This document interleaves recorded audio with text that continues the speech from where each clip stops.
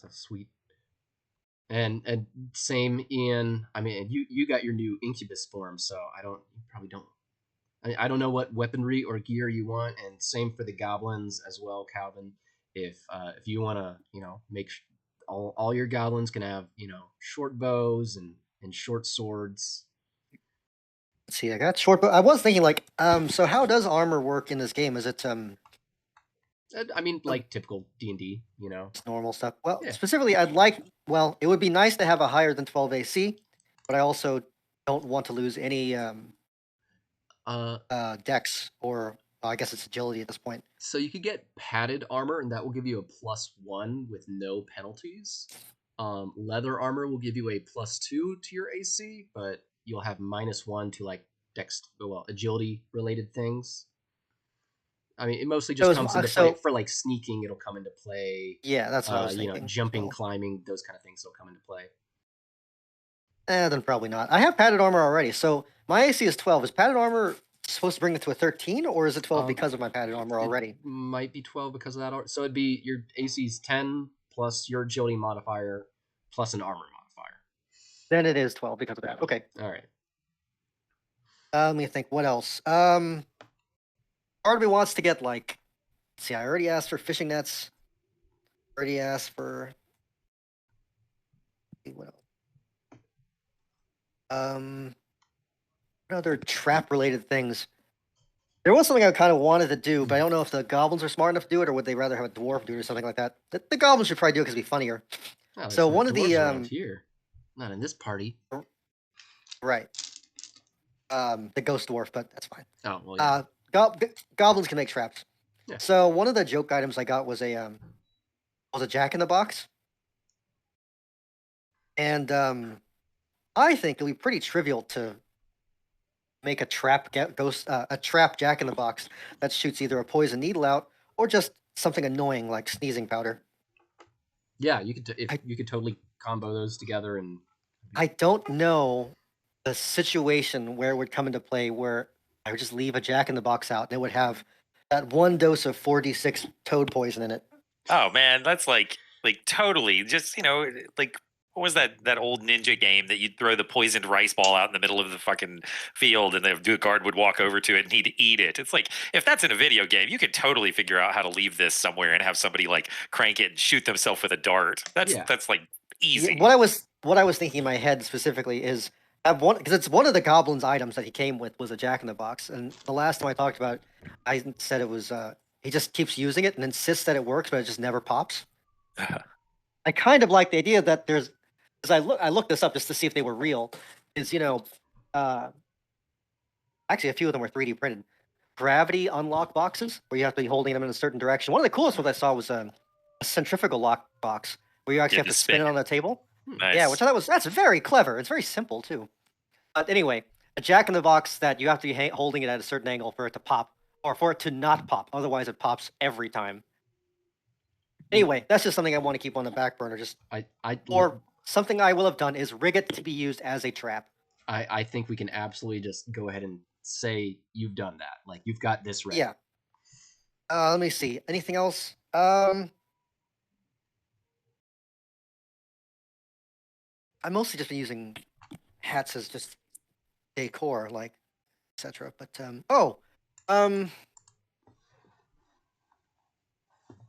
of want to ask that old dwarf if he has any other use for that eyeglass helmet, the one with the monocle on it that can see into the past. Is there anything I could do with that is more useful than what it is already? Like right now, it does that thing where it makes you have minuses to rolls. Mm-hmm. But I have to use an eye. Yeah. No. So I mean, essentially, that's pretty useful. Yeah. You can make it so opponents they take minuses to rolls, or you can use it to see into the past. Yeah, that's pretty good by itself, honestly. But it's fun to collect eyes. Yeah, exactly. That's like monster behavior.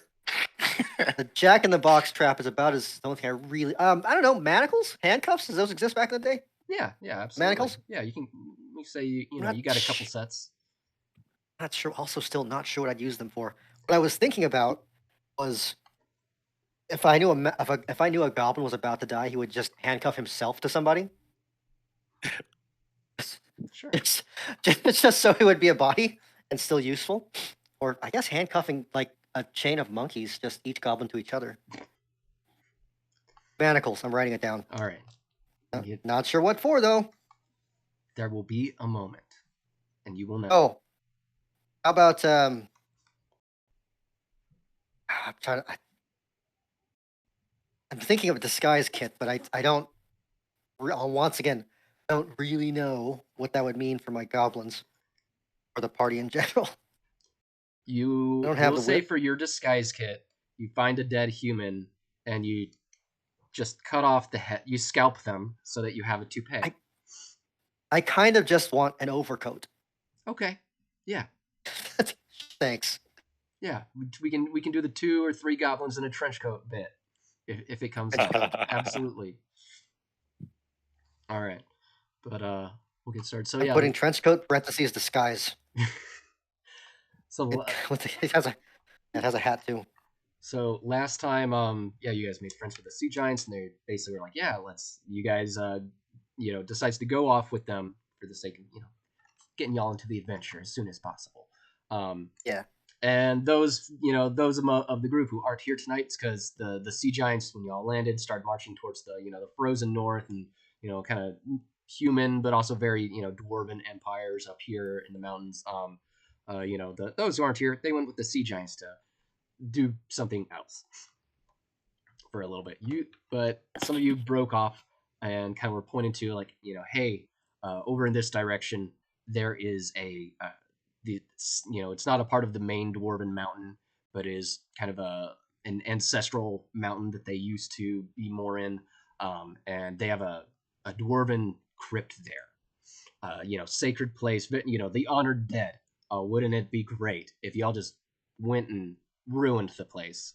Or hey, whatever you want to do. But it's like a good dwarven outpost that they have that is not like a military outpost, but it is guarded. And there's Like a dwarven monks cemetery, there. or like not a cemetery, like crypt? it is Mausoleum, a like that's yeah correct. mausoleum. It is a at the entrance of this mountain, you go inside and they have this mausoleum in there. You guys start making your way along, and when you get you're within a few hours of it, there's kind of a minor earthquake that you guys feel, and nothing horrible happens, but and kind of look in the distance where the mountain is, and you see rocks tumbling down and stuff, and kind of sets you on your guard a little bit. Soon enough, you guys arrive there, and you can say you guys are kind of at this a clearing. You guys, I don't know if you would take the road, or kind of when you think you're getting up there, kind of send a goblin out to spy on things, or everyone stays in the trees. Kind of what your approach would be there. But you can kind of see where the road is going to end, and the entrance to the mountain would be. Gotcha. So what would be the MO of your approach? You still fly? Yes, I can. I can Okay. still fly. Yeah, hold on just a second. I'm just writing down my last. I had to remap my spells. I haven't gone Everyone through in and the looked at party all. can still. Everyone in the party can still see it in the dark, right? Yeah. All And right, so again, just go at night. Then. you guys can just go at night. Now dwarves also have infravision, of course, so they can see in the night ostensibly as well. They wouldn't classically travel at night, I suppose. No. If they no. can see at night, I mean, they might. Yeah, they might, but typically they travel during their day eyesight is probably gonna give them more detail, but they're fine at night. They're used to the deeps. Yeah, so I mean, I can disguise myself now too. At this point in time, because I'm an incubus, I have the ability to transmute my wings into a cloak and look like from a distance or in darkness, like a regular person. And so it would be easy enough for me to travel along this path in relative anonymity with y'all, maybe just keeping as a lookout for y'all as y'all go along the woods, beside me or something like that. That way I can keep an eye if there's things coming both directions potentially. Or I could fly too and do this. It would just be easy for y'all to keep an eye on me if I'm on the ground, I feel like. That's fine too. I mean, yeah, if you can just pass for a normal person, that's Yeah, more or less, at least at night. Yeah. Yeah. Okay. So you guys are approaching at night, and Ian, the griddle spite, the grindle spite, Yeah. is I somewhat don't know, ahead, but 20 feet within ahead. eyesight. Probably. Yeah. I mean, I don't know, more than 20 feet. Yeah. We got a loud orc over here as well. 20 feet wouldn't make that much of a difference. Yeah, y'all are like, what's the max of our vision? Our vision is like 60 feet or something at night. Sure. Yeah, at least mine is 60 feet at night. Okay. So I mean, somewhere like where I stay in eyesight for everybody. All right. Well, you kind of get a little closer in to the entrance, and the first thing you see there is these two armored dwarves who stand outside this like decorated entrance to is the crypt of the Stonebreaker dwarf clan, and they are shouting in Dwarvish at each other, and seem to be having like a. You guys can hear them, before you see them, and they seem to be having a like how they're you can't quite understand them unless someone here does speak Dwarven, but. They seem to be having like it's not like they're arguing with each other. It seems to be like a confused kind of conversation. Look like he's confused at us, or They have not spotted you. I mean, maybe the Ian's character Incubus, now. rather. Yeah, they kind of point, and are like shouting at each other, and kind of and they'll kind of they'll switch to common when they see you because you're taller than a dwarf. And they'll go hey, what are you? Who are you? What are you doing here? Well, I'm just a traveler, decent sir. What? What are you doing here? What? simple country lawyer. And I we get a said little I'm closer. just a traveler. You can kind of see you're also familiar with the look of blood, and there's like blood trickling from their ears. Interesting. Okay, so like I'm yelling at them now at this point in time, and y'all are like, "What is going on?" And I'm kind of as I'm walking up towards them, and they're still not able to hear me even when I'm yelling. Yes. Ooh, interesting. Okay. Oh, I know what this is. Sometimes we poke. Yeah, sometimes we stick things into people's ears and make them bleed, but they don't hear so well afterwards. You think it's as simple as them having their ears poked out? Maybe.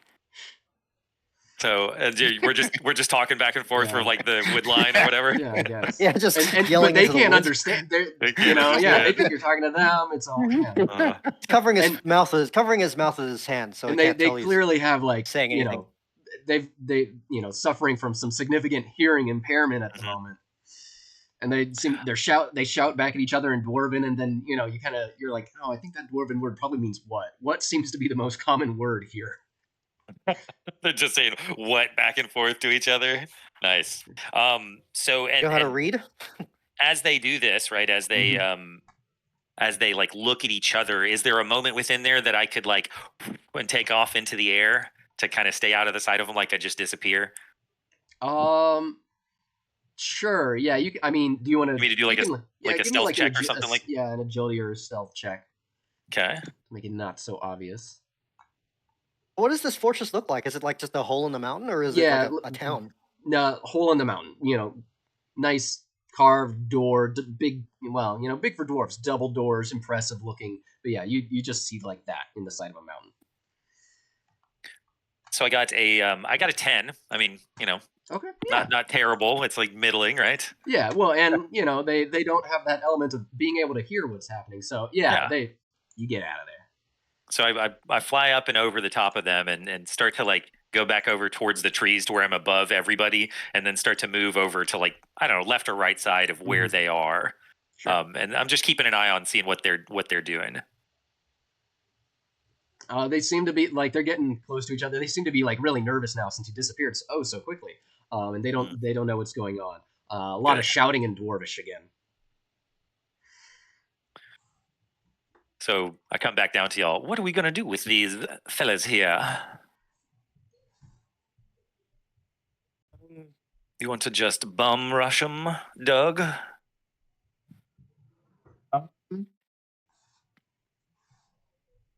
I think if there's like, yeah, like what do the goblins do? And they're like probably like laughing, like ready, chomping at the bit, basically, or champing at the bit, I guess. So not a whole lot we can. I mean, this is They're one. pretty. Can we just like go like sneak around them? Yeah, I mean, if y'all want to, we can just sneak around them and see, and then maybe kill them later. But like, they're They're at a disadvantage currently. We Mhm. could ambush them pretty easily. Do you think they will, I don't know, change guard or I don't know? Well, so like this is it's not it's a graveyard. It's a well, I'm trying to think of, is there any other way in? Do you guys think? I Don't would see assume like that we could smoke just coming go out. further down and go like over the fence or something like that. Yeah. What is the area around I here don't know. like? I don't know It's if the there is a mountain. fence. He I just mean, said there's a doors into there- the Oh, mountain. okay. Yeah, this is like the door into the mountain. Gotcha. So while there may be a secondary entrance, you're unaware of it. I got it. Hold Goblins on. are just saying in character as far as they can. They're arguing over it, but I think the tallest goblin doesn't see a way to pick that door open if it's locked. So is that the opinion of just seeing to wait until they change guards, seeing how they open the doors because they got to get in and out somehow, right? Right. I mean, I guess we could just kill him though But, too. we could. Yeah, maybe they and have hopefully they have keys. like keys or something. Yeah, I don't know if exactly. there's more guards on the other side of the door or if this is a problem. But I also agree. I don't really see a smart way into this. So I if we're turn getting to around and I see- start to cast a spell, and Right. and so you'll see yeah, me. there you go. At this point in time, like you see that, like I'm like I look like a ridiculous swimsuit model now with like long flowing hair, and I have like an elegant but if ostentatious codpiece on, but that's about it. Otherwise, and then I've got like goat feet with fur that goes from like Is the this ankle like the down. swimsuit model, but you still have Danny DeVito face? No, I'm thinking he's actually like he's Okay. like Fabio looking, but Danny DeVito face would be hilarious though, right? Maybe he's got like the handsome face, but he still has like the Danny DeVito body that goes with it, and so he like charms people in this weird, awkward way. Anyway, so I start to cast. I get up a little bit closer to them, like up in the air, and see that they maybe can't see me, and I cast darkness. Okay. Let's see your roll. That is a let's see, what's my bonus on my cast now? At least +4. Yeah, at least +4, right? Okay, that puts it at an 18. Designated point within 100 feet and create a 20-foot radius sphere of darkness. There's dwarvish swearing. Doug may be familiar with some of these words. He's probably been the target of these swears before at some point in his life. But they, one, a moment after that kind of like stumbles out and is looking around, and then shouting something, putting his hands up here and like, gesticulating, and come over here type gestures. But, the other one is like still in the darkness. Let's go. Are we just go in and just bum rushing him? Yeah. All Let's right. attack him. Yeah. He's the fiend. I'm just All right. Exactly. grab I'm the like, sword and We'll say- charge in. Yeah, we'll Yeah. say, Frank, you're next, and then Calvin will go after that, and we'll kind of, Yeah. free action at this point. Frank, you're the muscle and the goblins are the teeth.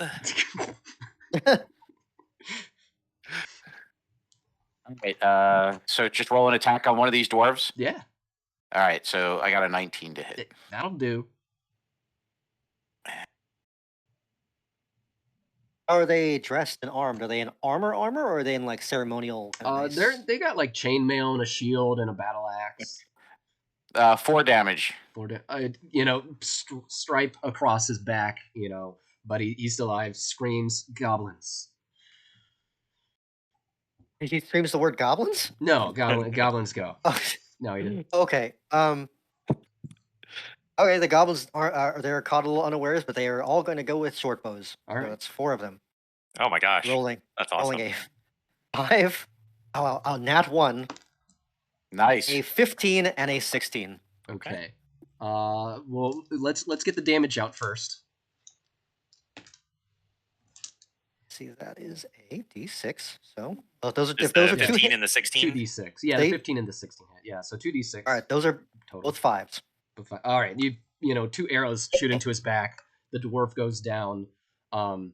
The goblin who like rolled a 1, I quickly just rolled the fumble for you.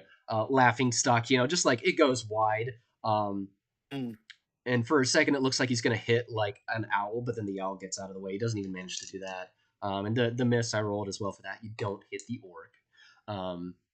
Yeah, but always have the chance of hitting someone else in melee, but you didn't. Yep. All right. We'll say that the other dwarf kind of stumbles out to see this. He is gonna attack our orc here. And actually managed to pull off a hit. Because I rolled really well. He's not gonna get his shield bash, but he's gonna still hit you with a battle axe. Does a whopping 3 points of damage. So I roll pretty much bare minimum. And Ian, let's just go back up to you. All right. We don't need to do like initiative. We're just kind of going we're just winging it. as it is right now. At this point, yeah. Okay, cool. So there's the other dwarf who is uninjured as far as we can tell, other than the hearing problem that he has. Mhm. We in interrogating kind of mood? Yeah. So that's there you It's go. up to you. It's your turn. So I land down in front of him, right? I kind of fly over the top and just down in front of him, and my hair like swoops back and everything like that, and it's like sparkles come out of it. And I'm like, and it doesn't say anything in how charm works necessarily for an incubi, or for either of them. So I'm assuming it can be sort of whatever we want, right? Like it doesn't necessarily have to be a verbal thing. Yeah. Can it be? Yeah. Can it be like just sexy? Absolutely. So that's what I'm trying to.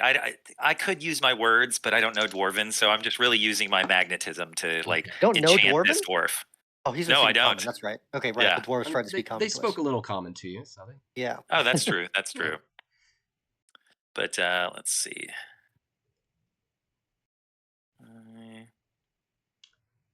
Oh, pardon me. It's actually your roll, so it's a DC 15 willpower save that they have to make. I did. I gave him a D24 because mid combat. Yeah, right. But I rolled a 3, so. So he thinks so for. Let's see how many rounds. 1d5 rounds. Let's see. For literally 1 round, I have him enchanted at this point. He kind of sees you, but then sees the orc and goes, orcs attack! I'll protect you. But he's already got to take his action there. Frank. All right. What do you want to do, Frank? I guess we're gonna. So I'm just gonna try and he's like the fiend. Like I could tell he's trying to protect the fiend. Yeah. So I'm just gonna try and like tackle him and grapple him. Okay. Let's see. I got a 15 total. I rolled a nat 20. So this orc he was like wrestling class champ in high school. Yeah. And he's you don't establish a grapple. He's kind of just about pinned you. He's making it look vaguely homoerotic for the benefit of his new friend here. There we go. That's hilarious. And you see me, Coach? Are you watching? Yeah. It's the goblin. It doesn't have to be sexual, you guys. Okay, then the 4 goblins are going to. Well, they don't really know if this is a tall man kind of situation. Don't know what's happening over there. So the 4 goblins. Oh, sorry, my dog is knocking stuff over. Okay. Goblins are going to run up now because there's no point in hiding anymore. And let me think. One goblin is going to put his ear to the door, which is stone, I guess. Isn't useful.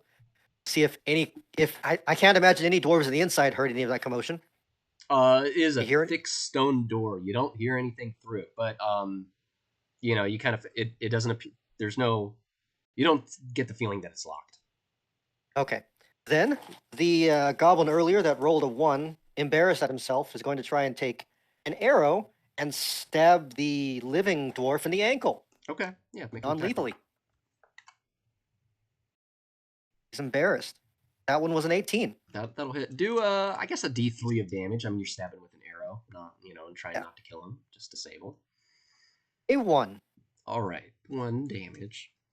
And the other 2 goblins are going to immediately start looting the dead dwarf.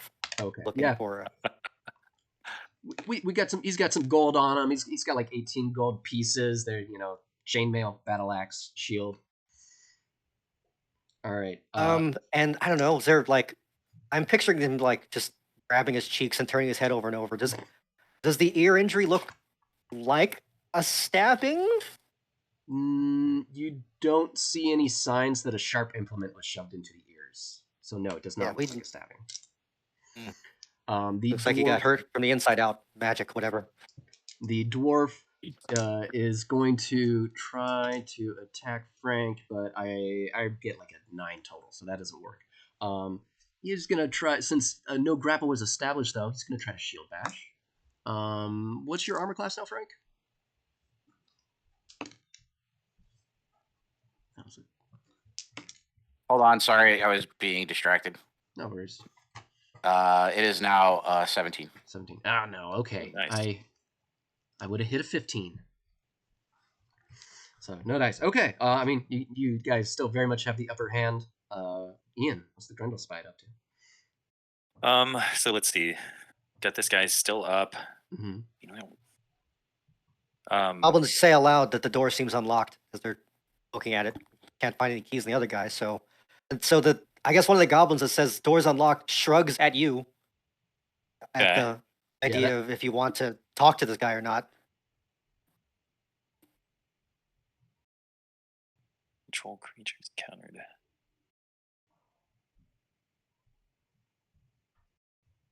Let's see.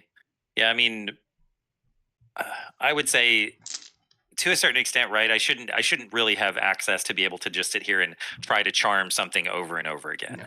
Like I feel like forcing a failure, because it's inevitable, right? That I would do that.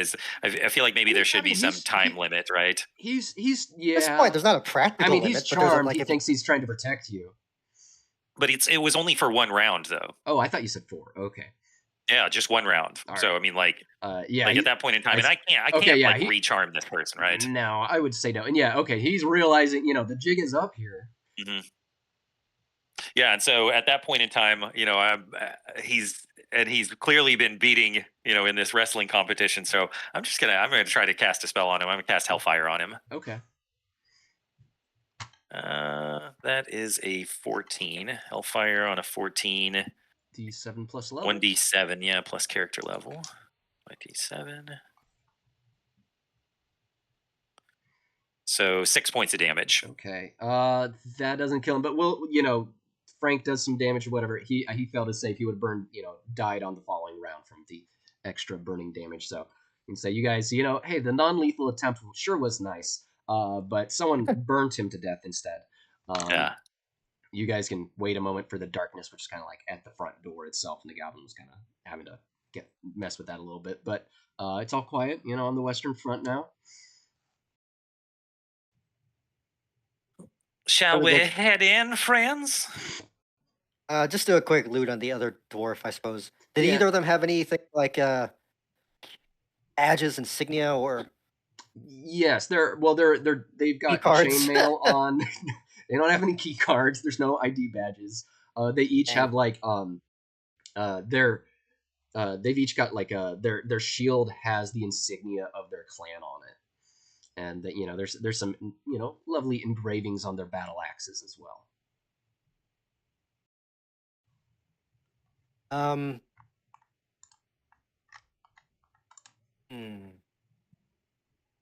They have what, like tower shields or just No, not tower one-handed shield. shield? Standard one-handed shield.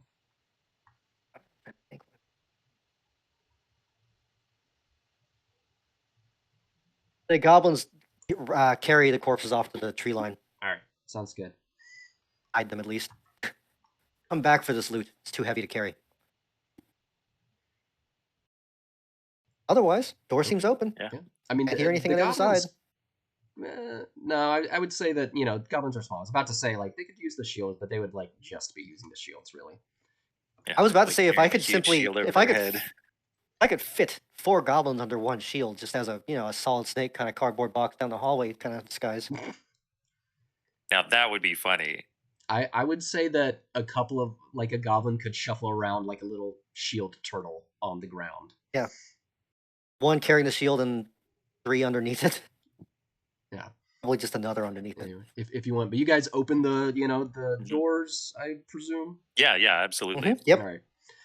Quietly, So, peekingly. Yeah, and well, you try quiet. It's stone on stone, so there's a little, Yeah, it's nice dwarven make, but there's still some of that sound. But once you open the door, there is kind of like a sharp ringing sound. It's faint right now, but you hear it. Oh, an alarm. Maybe We tell this where is the what ring's coming damage from? they're hearing. Can we tell where the ringing's coming from? Inside, Mm. and you guys, Yeah, what does it look like? Like in terms, is Yeah, it what- just a path that descends into the mountain, or? yeah, it's a short path that goes in, and you can kind of see you can see with infravision, but you see better if you actually like someone carries a torch. The infravision is kind of the heat based vision. If you've ever played like the Thief games, Mm-hmm. how Garrick can see in the dark in those, it's kind of like that, I'll say. Gotcha. So you can see things, but you get more detail with light. You can kind of see the shape of what looks like a figure kind of deep inside, unmoving, but kind of the loud ringing is mostly what you hear. And when you say ringing in this situation, like, is it ringing like a bell? Is it ringing like crystal? Is it ringing like steel on steel? Like, what's this? Ringing like Magic? like crystal, like constant, super high pitch. Oh, okay. Steady. Interesting. Goblins are a little worried about whether or not we should be stuffing our ears. They'll do have big ears. Yeah. Do you say anything? I guess they just overreact at the ringing sound. Trying to think if there's anything. Well, yeah, can we go rip some cloth off of these dwarves and like go make earplugs? Yeah, absolutely. I also have candles, so wax and cotton make pretty good earplugs. Yeah. There you go. Yeah. Okay. So you like chew the wax up for us. You're like eating the candles and then spitting out big chewed up blobs of wax for everybody. Yeah, we do that for ourselves. You guys are welcome to do that too. I look down at you and I say, "Ooh, pinky," and I take some of it from you and mash it into my own ears. Charming. But it's somehow really attractive when you do it, right? It's super attractive. Exactly. Yeah, it's about attitude, body language. The whole adventure is going to be, I sure hope this doesn't awaken anything in me. Right. I was really acting like this guy's like previously the goblins were disgusted at the incubus that at your previous form because they were really enamored by the flying goblin before. That was like charming to them. That was great. They loved the flying goblin, right? Yeah, the imp. The imp is like, that's what it's like, an evolved form of a goblin, right? It's like aspirational. Gotcha. This new stuff is weird to them. It's weird and confusing. Like so long and gangly, right? Yeah. All right. Well, you guys all anyways get in there. Earplug up. Yeah, earplug up, and you go in infravision only at this point. Yeah. We don't need torches. You guys get it's just a single hallway, right? We're not like you go into a single hallway. It opens up into a round room that has a couple entrances. One of them seems to have collapsed from the earthquake that you guys felt a while ago. The other, it still seems clear. But you guys see waters like trickling out from a basin pool that's cracked from a toppled statue of Danethar, the Mountain Lord. Very common dwarven god. And in there are these 3 glowing crystals that are arranged in the basin pool. They harmonize painfully with this high-pitched vibration. You guys all stuffed your ears, so you can make a fortitude check with a DC 30 or with a D30. Okay. Yeah. The DC 30, Jesus Christ! Yeah, stuffing your ears was a trick. It works better this way. Magnified. Calvin, I have not delivered your dice. Do you want me to roll D30 for you? No, this. There it is. Wait, yeah, go ahead and roll it. This dice roller doesn't want to use a D30. All right. We'll roll it for. You have how many goblins now? 5? 4. Well, you should have 5. 5? 4. Yeah. You get your 1, level 2, 3, plus 4. 1. Yeah, I'm sorry. There are 5 of them. Yes. Okay. One of your goblins is still deafened. He didn't pack his ears quite. There's too much phlegm, not enough wax. But yeah, you guys are in here, and you see these 3 glowing crystals in the base, and they're like half in there. And you're, hey, the mystery of what the fuck happened to those dwarves, it's kind of been solved. Oh yes. Do we notice what's like? I guess those are what's ringing or whatever. Like, do we see what's making them vibrate or? They just seem to be vibrating on their own. The Wait, deafened goblin. Oh, go ahead. I missed because I don't think I talked about. You said on a D30, right? Yeah, D30. Oh yeah. And what did we have to beat? A 15. 15. Okay, I got a 22. Okay. Yeah. I got a 19. All right. So just one. So there's goblin deafened. describing again for me, please. So 3 crystal balls in a basin that are vibrating. Yeah, there's a little descriptive text over on the side. Oh, But yeah, that's essentially it. And all. are they large crystals? You can pick them up. I'm asking if they're grabbable. Yeah, they're Okay, very they are grabbable. The deafened goblin is upset enough to try and grab one. Grab them. Yeah, as soon as he pulls one out, the ringing is still painful, but it's no longer like deafeningly painful. Interesting. Okay. And as soon as Yeah, goblins being goblins, when he grabs a second one out, it stops ringing in general, and the third one alone doesn't do anything on its own. I was about to say, like, it'd be funnier if, like, as soon as he picked it up, the goblin itself started ringing. I think it was Lilo and Stitch when he opens his mouth and the sound comes out of his mouth. Anyway, So Doug's gonna go over the goblins. If you put those back, do they start ringing again? Like, or put them next to each other, do they start ringing again? Like, could we use these somehow to like deafen things? Are they round or are they? Like about like literally fist size. So yeah. Okay, cool. They're not So, like hey, perfectly round, but yeah. Put them back on the ground next to each other and see if they start ringing again. Yeah, they're gonna play with them a little bit. All the intentionality of a horde of goblins. So they're doing accidental science.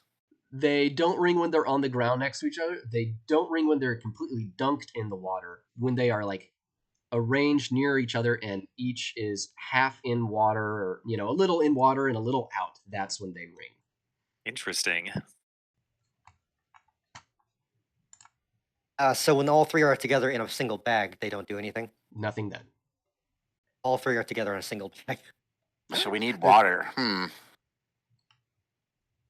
Maybe a jar or a basin or something, like, or arranging them. Or that sounds dumb, but what if it's in their mouths? It's half wet. And you guys Try can, it. He's got to fit 3 of them. Grab one of the goblins and put it in his mouth because that sounded cool. See what happens. when you do, yeah, right. When you do that, yeah, they start ringing again, and for momentarily until he needs to like breathe a little better and kind of drops one out, kind of like putting 3 eggs in your mouth and then spitting them out one at a time. Just that single goblin just vibrating and but deafening to everyone else. Yeah. Well, he's keeping them. And you guys can tell when you're in here too. There's the walls have a lot of bas relief carvings in here. They're a little kind of hard to make out right now, but clearly should be a lovely place. But there's cracks running through them, from the recent earthquake. Okay. How we're looking at structural integrity wise of this entire situation? This room seems fine.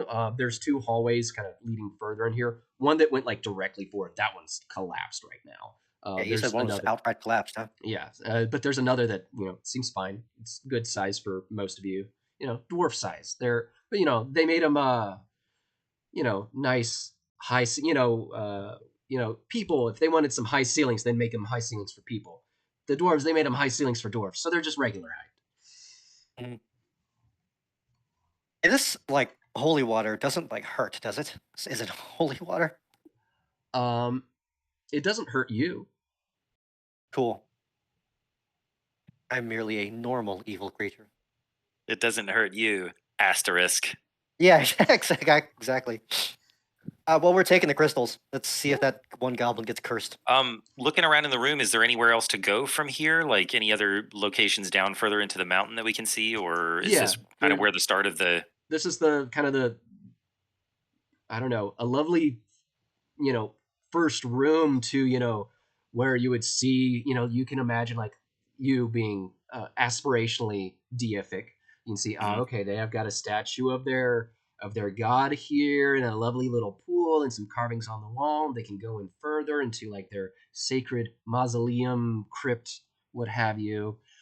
That passage seems to be collapsed. but there is a like I said, a different one that kind of goes into branches off somewhere else. Using a combination of pit and goblin shit or whatever's nearby, or even heavy rocks, we're gonna deface Danthor because he made this goblin deaf, and he's still mad about it. Okay. That counts, right? Yeah. Evil yeah. gods. Actually, I'm really asking for a curse, but yeah, it's okay. I'll say make a vile check. So D20 equal or under. 15. Is that Wait, over? do I want high or low? You Well, want doesn't low, matter. equal or under to your current. Well, I vial. definitely have only a vial of 13. Okay. Not bad. You'll find out soon. Cool. I'll do it again.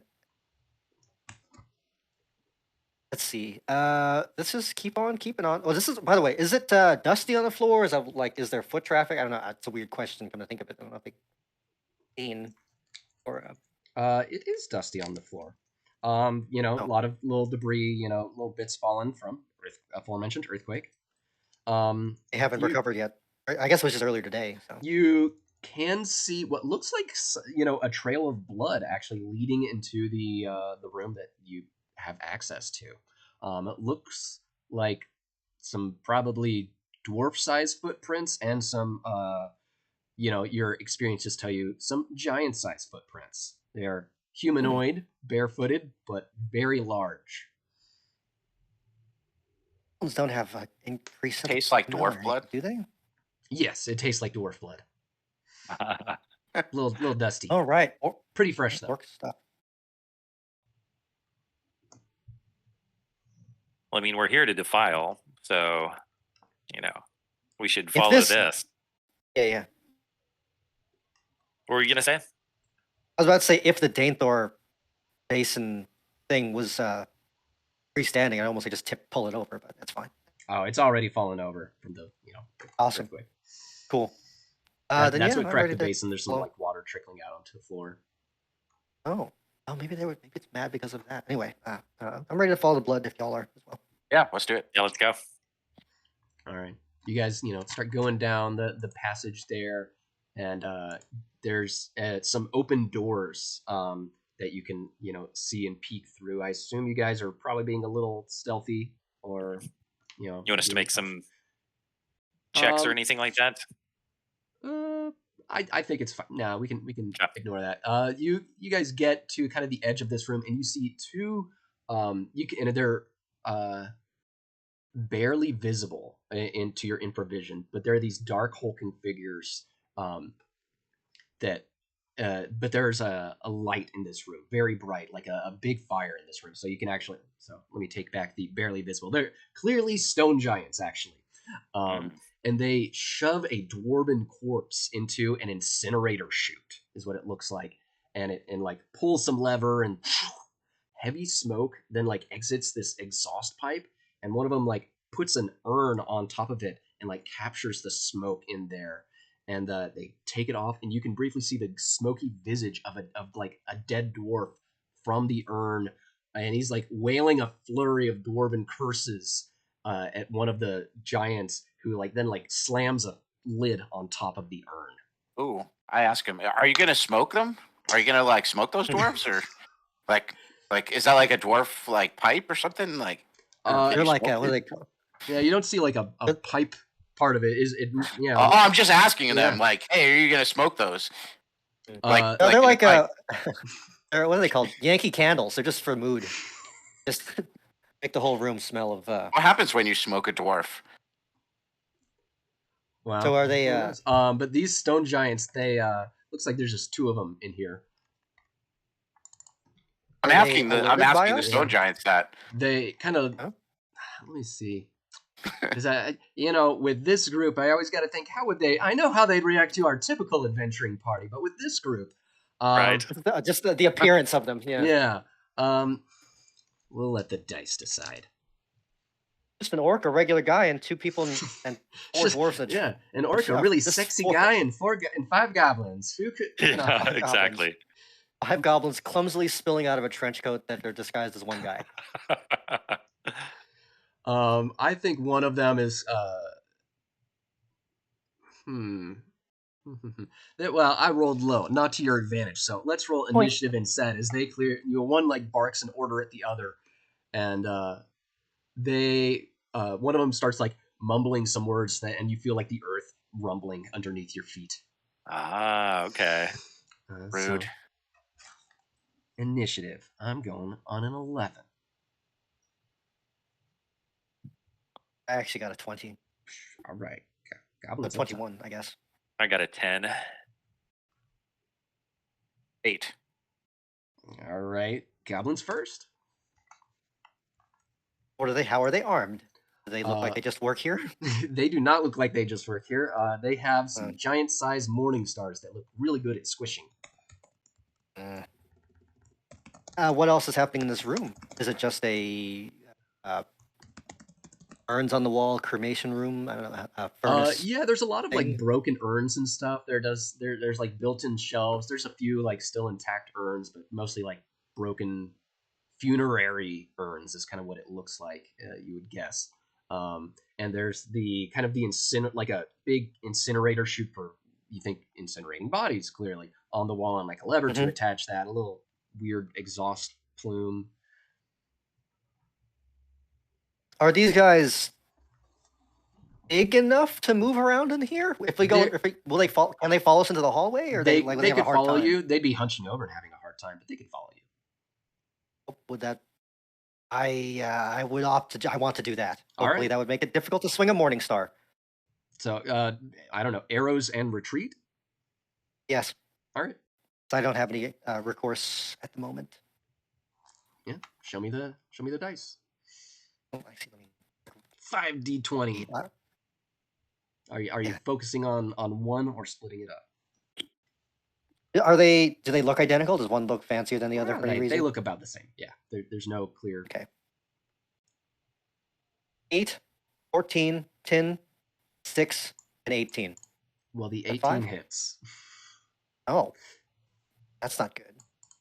Oh, that at least is a 6. All right. 16. But they're like chattering and retreating down the hallway, hoping that they will not, because we've been squished by mini giants. Yes. It's a genetic memory at this point. I will opt for the humane course of attack and focus on the orc. And Frank, you're at a 17. That's Yes. 1 hit. 2 hits. They're both going to come up swinging with morning stars and pack some heavy punches. Oh my gosh, rolling. Okay, one really high damage and one low. One hits you for a whopping 17 points of damage, and the other for 7. Okay. So 24 total. total. Ouch. Yeah, I can't deal with that that. fucking hurt. Yeah. Now I'm mad. Well, hey, Raging. Yeah, raging. Ian, your turn. All right, so seeing the orc take such damage like this, let's see. Or actually, Spell. well, no. Yeah, go ahead. I was gonna say, let me actually take back the 7 damage. So let me just put you 17, because I had said but forgot one was kind of doing some things. Earth magic. Calvin, you guys try running. The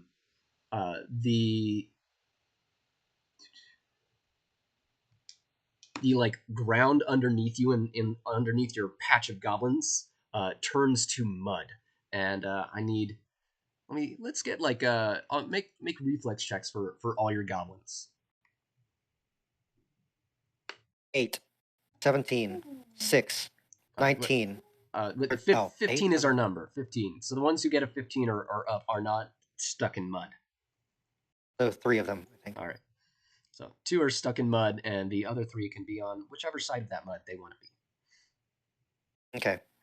So only 17 to Frank, and that to the goblins, because I've forgotten. Got boring and just did damage. So, but Ian, back to you.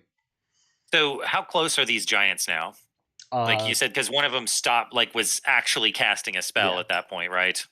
One of them's very close because in melee with the orc. Ran The up other on one Doug. could have been in melee. So it's not a huge room in here. This is like a work area for dwarves. Okay. Let's see. Do they say anything? Are they silent? Yeah, no, they'll Or wait, cry. I'm sorry. They will cry Stone giants out. are like. They say Ed? something, but it is in Dwarvish, and some kind of and then but there's no look of recognition on your faces as they kind of say something in Dwarvish to you, and they say something in another language you do not understand. Well, maybe what we got a lot of different goblin languages in here. Oh yeah, that's right. Actually, the ones that are alive currently are 2 undercommon, 1 kobold, 1 Okay. bugbear, and 1 chaos language. They would understand them really. in undercommon. Then they Really? yes, we'll say undercommon. There's no like stone giant language. There's giant, but we'll say that they kind of understand an undercommon, and just some banter at this point. Sorry, in my head up until this point, I just remembered that stone giants are not golems. They're living creatures. They're living made of stone. meat still. Not these. Are they living stone? No, these are Yeah. living stone creatures. Okay, they're The not. lore varies depending on Yeah, who's it right. varies, Right. but in this one, right? These are like stone humanoid things. Right. Okay. So one would assume they aren't easily poisoned or sneeze. Okay. Not quite turn, I'm flesh, sorry. not quite stone. Mm-hmm. But there's some biological or something magical. You don't know exactly. Ian, what you doing? Yeah. So, at this point in time and seeing that the goblins have gotten stuck in the mud, the orc, I know, like, I can see the fury builds up in the orc at that point in time. And I kind of know maybe, like, how close are you to death, Doug? I might could take one more of those. You might could. Okay. I mean, we've been fighting together for a little while now, but we really haven't seen you rage much, have we? Well, when we first started, when you were a blob, I was probably raging Yeah. all the time. I'm trying to think if I would know better than to let you go What do or you to wanna heal do? you now. What do you want to do? I'm going to go ahead and the giant that attacked Doug. I'm going to cast Hellfrost on it. All right. So I fly up, within like 10 feet of it, basically, Mhm. and cast Hellfrost. And let's see, 7, 11, 12. Failure, but spell is not lost. You need to get those All right, goblins and to sacrifice some HP. It doesn't Ooh, matter yeah. to them. Yeah, what about one of the ones that's in the mud? If you see it, it's like as my spell starts to sputter, and I turn back and look at one of the goblins, and I say, "You need to give me some of your life essence." How does it have to be voluntary? Yes, it does. Yeah, because y'all believe that I'm a god, I guess, or I'm bit. trying to convince you that I'm a god. Not like, Okay. do we give you hit points or do we give you Yeah, like you a give me physical hit points. Yeah, you Hit can actually points. just give me hit points. Yeah, sure. I can't. I'll say for Mechanics Calvin, wise, I rolled a d12 plus 6 for damage. So if you get hit by these giants, it kind of doesn't matter what your HP is. It's essentially I'm aware. That's a feast they're or famine. They're gonna for one you. shot you. So I need at least 2 hit points to make this a viable cast. all right. Then yeah, since 2 goblins were stuck in the mud, one goblin was in progress of trying to pull the other 2 out, and instead pushes one's face down into the mud, losing 2 hit points. All right. And in his heart, it was voluntary. Nice. So So, one goblin. I guess one goblin can donate hit points from another goblin. I would assume, Yeah, not a big deal, voluntarily. right? Yeah. All right, Yeah. excellent. So that brings it up to a 14. So a D7 plus character level on damage. 3, so 7 points of cold damage, or whatever. And then they have to make a DC 11 plus character level, so a 15 fort save, or they're going to suffer minus 1d on actions for the following round. Okay. They make the fortitude save. How much damage was it again? 7 points. 7 points. Okay. All right. Okay, Frank. Rage. So is this stone giant carrying this urn? Yeah, With the dwarf in it? He kind of like shoved it in a belt pouch. So I'm gonna try and smash that with my two-handed sword. Sure. Like smash the belt patch and let the dwarf, the smoky dwarf, out of there. Sure. Maybe it'll help fight. I'll say, give me like a regular attack roll, and you do well enough. You do damage, and I can add my rage die to that too, right? Yeah, of course. This is gonna be good. This is a. So, dude, this is 20, your 25. module. A 25. Yeah. All right, yeah. I was like, if you just barely hit, hey, you won't get that. But on a 25, yeah, sure. All right, what's the damage on there? I didn't roll damage. Let's see. Give me damage. Ooh, that's pretty good. That would be a 12. Okay. Ooh, yeah. This giant is looking pretty messed up at this point. Yeah. Did I break the urn? You break the urn, and like this little dwarf ghost comes out, and he looks at you, and he gives you this like dirty look. He knows you're kind, but he gives an even dirtier look to this giant here, and the giant, gets all up in his face. Calvin, we're back over to the goblins. One goblin tries to help the other two out of the mud to hopefully get them out of this turn. Sure. They can make a additional reflex check or reflex saves.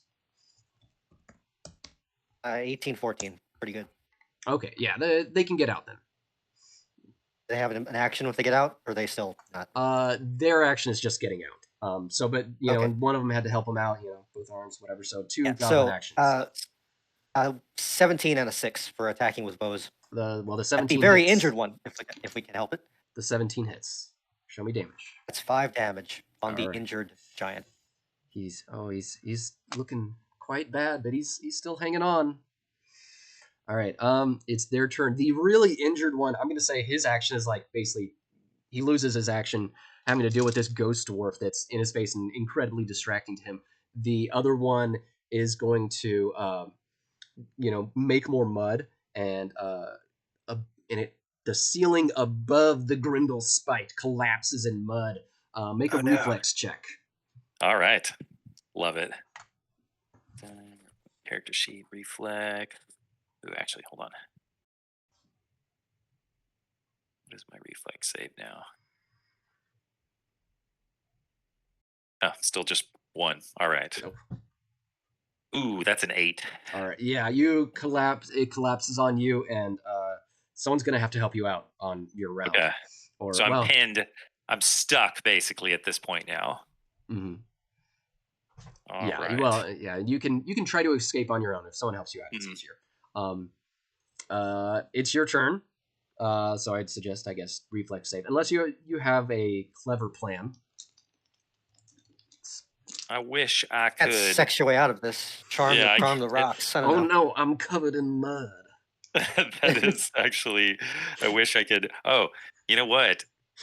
Can the other giant see me right now? Yeah, he can see you right now. All right. I'm going to go ahead and DC 15 will save.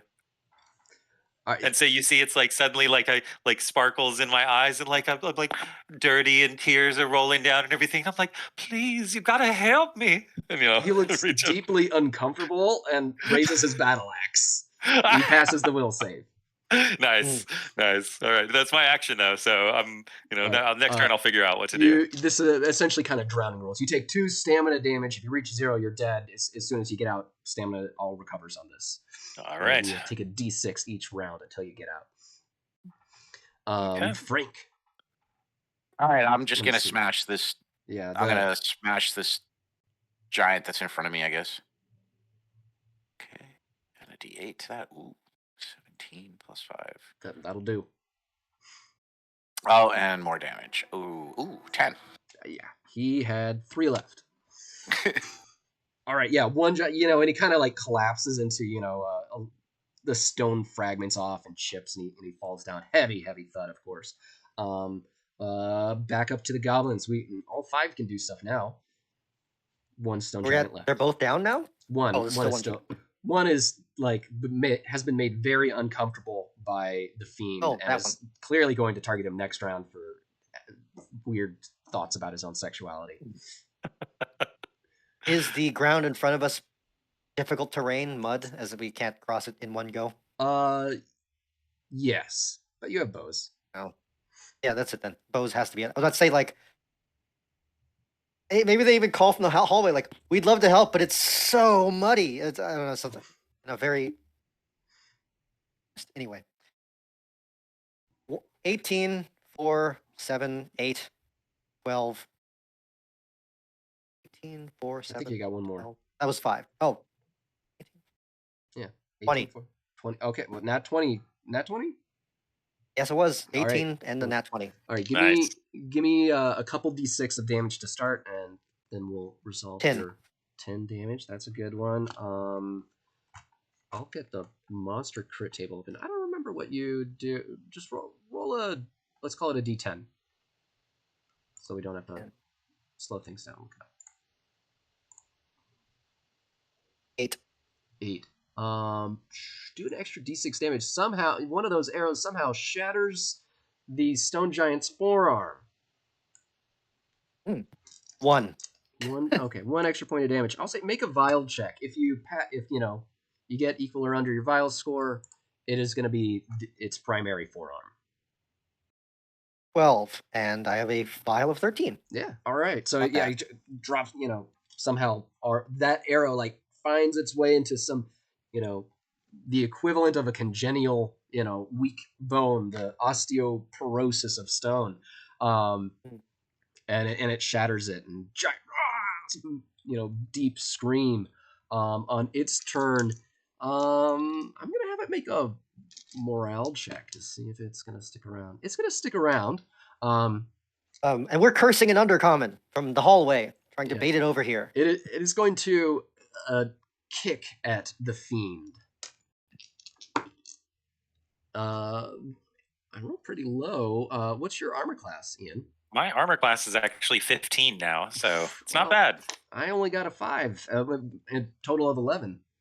So All right. I miss. He, just mud splats against the wall. And Ian, back to you. Okay, so I can make another reflex save, or what do I need to do to get out from underneath here if I were to try to Reflex get out? save. Okay. Let's see. Right. That is an 11. Not bad, but not yeah. enough All though. right. All right, 2 more stamina damage as you suffer in the mud. Frank, your right. turn. So has the goblins been attacking, like Mhm. the stone goblin? Yeah, yeah. Arrows. What are they flying over doing? you. Throwing rock. Okay, so I'm gonna roar at them. Shoot them! War cry. Giving them all a +2 to their attack rolls. Nice. Oh, All right, and then we're back to the Because I goblins. see them missing, I think, right? So maybe Yeah. this will help. we're 50-50ing mostly. Well, Now, So you get a a little +2. bit. each time. All right, but yeah, Little- +2 for each of your goblins. Oh, And that's just on Good. attack, right? Yeah. So Calvin, 5d20s. what do I need to beat? It's 15. 15. And I beat it with a +2 3 times. One of them was a 20 again. Oh, all right. Nice. So give me 3d6 of damage to start, and then roll a d10 again under your crit. 2 + 5 is 7, + 4 is 11, Okay. and D10, I got a 7 on a 10. An arrow connects with his stone teeth, and give me an extra d8 of damage. Ooh, nice. D8. So pardon me. D8 is a 7. So, all right. This giant's looking really rough as a number of stony teeth fly out of his mouth. 7 of them, in fact.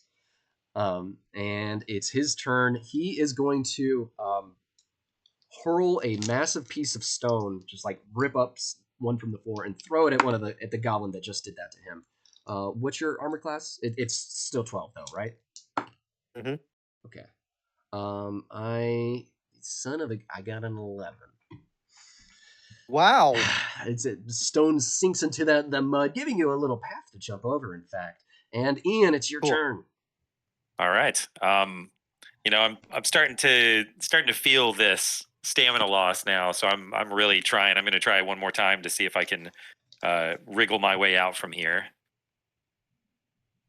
That is less. That's a 10, unfortunately. All right. Yeah. 6 stamina damage. Oof. All right. Okay. Can I pull him out of there? Yeah. Okay. Okay.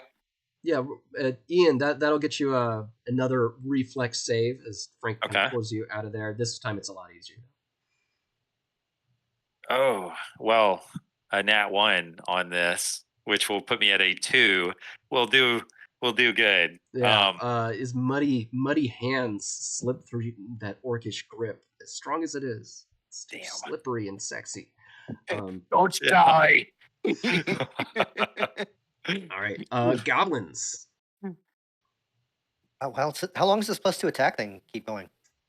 Can I keep that going and help Ian or no? Sure. Yeah, we'll say sure.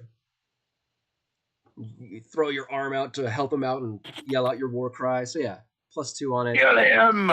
If Ian's character might die though, if one of the goblins wants to run up and offer another opportunity of help. If I can cross that boulder and run up, yeah. All 5 will dash. We'll try and run in. Okay, sure. And try and start. They're all gonna each grab a limb. I mean, if literally 6 characters are helping him get out, I'll just say like no save necessary. Someone grabs his hair, grabs him by the hair. But it's so sexy though. Like it's suddenly like everyone's uncomfortable because it's like he goes like, oh, as he. I'm sorry. Tug harder. Ooh, ow. All right, yeah, he's out. He's safe. This giant here hates it. Stamina instantly recovers, and is going to try to just smash a dang goblin. And that's 1 HP goblin is 1 HP 1 goblin. HP goblin is being really, really annoying. 1 HP goblin takes 18 points of damage as I roll max damage. Ian, it's your turn. All right, I'm all free now. Let's see.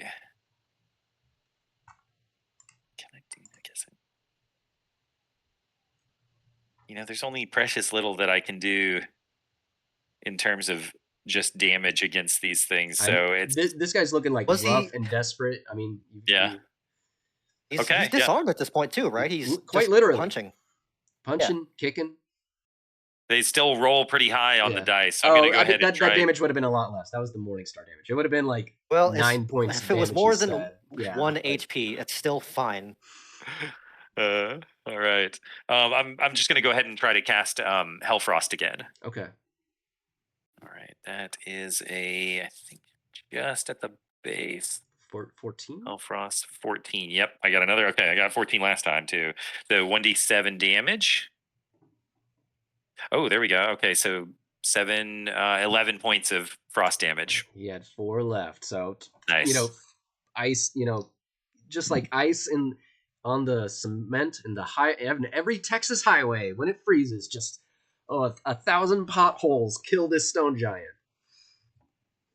That's funny thinking about like suddenly all around him, he's like just chunks of him start falling out, and he's got a bunch of potholes all over his body now.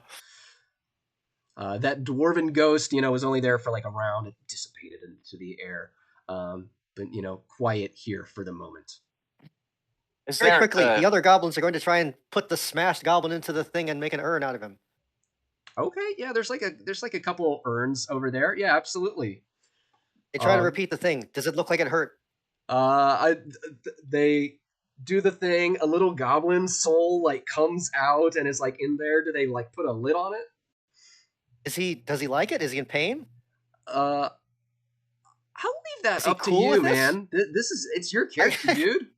Does he like it? No, but like, was that dwarf in pain because of something intrinsic to this situation, or just? There's no intrinsic pain. So, like, that dwarf was mad because he presumably was killed by those giants. If only he was mad. Yeah, they just look mad about it. Well, he seems ambivalent. He doesn't know what that. We're keeping him. Can we drop pieces of these stone giants that broke off into the incinerator? Yeah, you're not sure that they're gonna like burn in the same way that I don't know. I'm gonna try it though. Yeah, you try it. I'm not sure. I just want to see what happens. You try. They're not really burning, but as you guys are like having a moment to look in, looks like there's like melted globules of gold and various valuable metals inside the incinerator. I mean, obviously you can't get it right now because it's crazy hot, but there's monetary value left over in there. People had stuff in their pockets when they got burned, something like that. Gold fillings. All right. Who knows?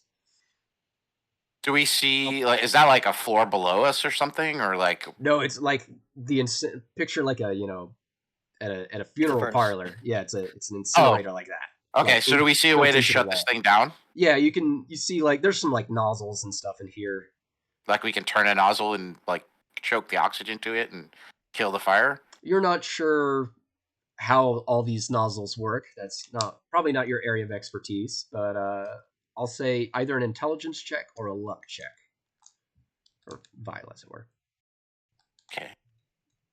I'm just gonna spin dials, I guess, right? Yeah. That that you is try a to figure it out? successful luck check. All I right. got a 12. You My luck's a spin the 13. right dials, and turn it off. It's going to take a while for it to cool down still, but you've turned it off.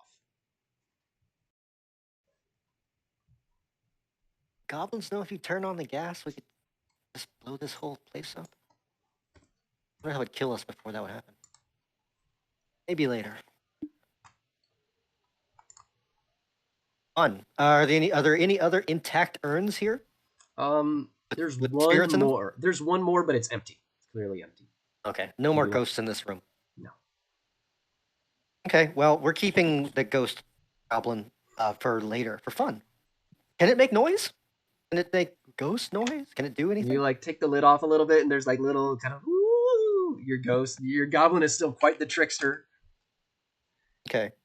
I mean, no other game allows you to capture the souls of your own characters, and it's just like, of course that happens. Like, of course that's Yeah. how this game goes, right? So my character's like, we're still regaining his breath. He's sitting there, and you can see he's like, We were barely helping. We just, as soon as you were up, they threw that body into the furnace. Yeah, exactly. Y'all helped Yeah. me back up. So we shut that off, and then where else can we go from here? What else do we hear? There's another room that kind of continues on. Where you came, and one more place to go. Gotcha. Okay. So while y'all are busy experimenting, I'm just sitting here, trying to look not disheveled at this point. Are you hurt, Doug? Do you want? Yes. You want Yeah. to be healed? That would be nice. Okay. What's your alignment? Chaotic. Chaotic. Nice. All right. So as you're moving around, I finally stand up, and it's like one of those things of like this, but it's just glitter that comes out of my hand as I lay hands on you. And that's a 16. So that is, get it marked here. Are you aligned? I've got the thing.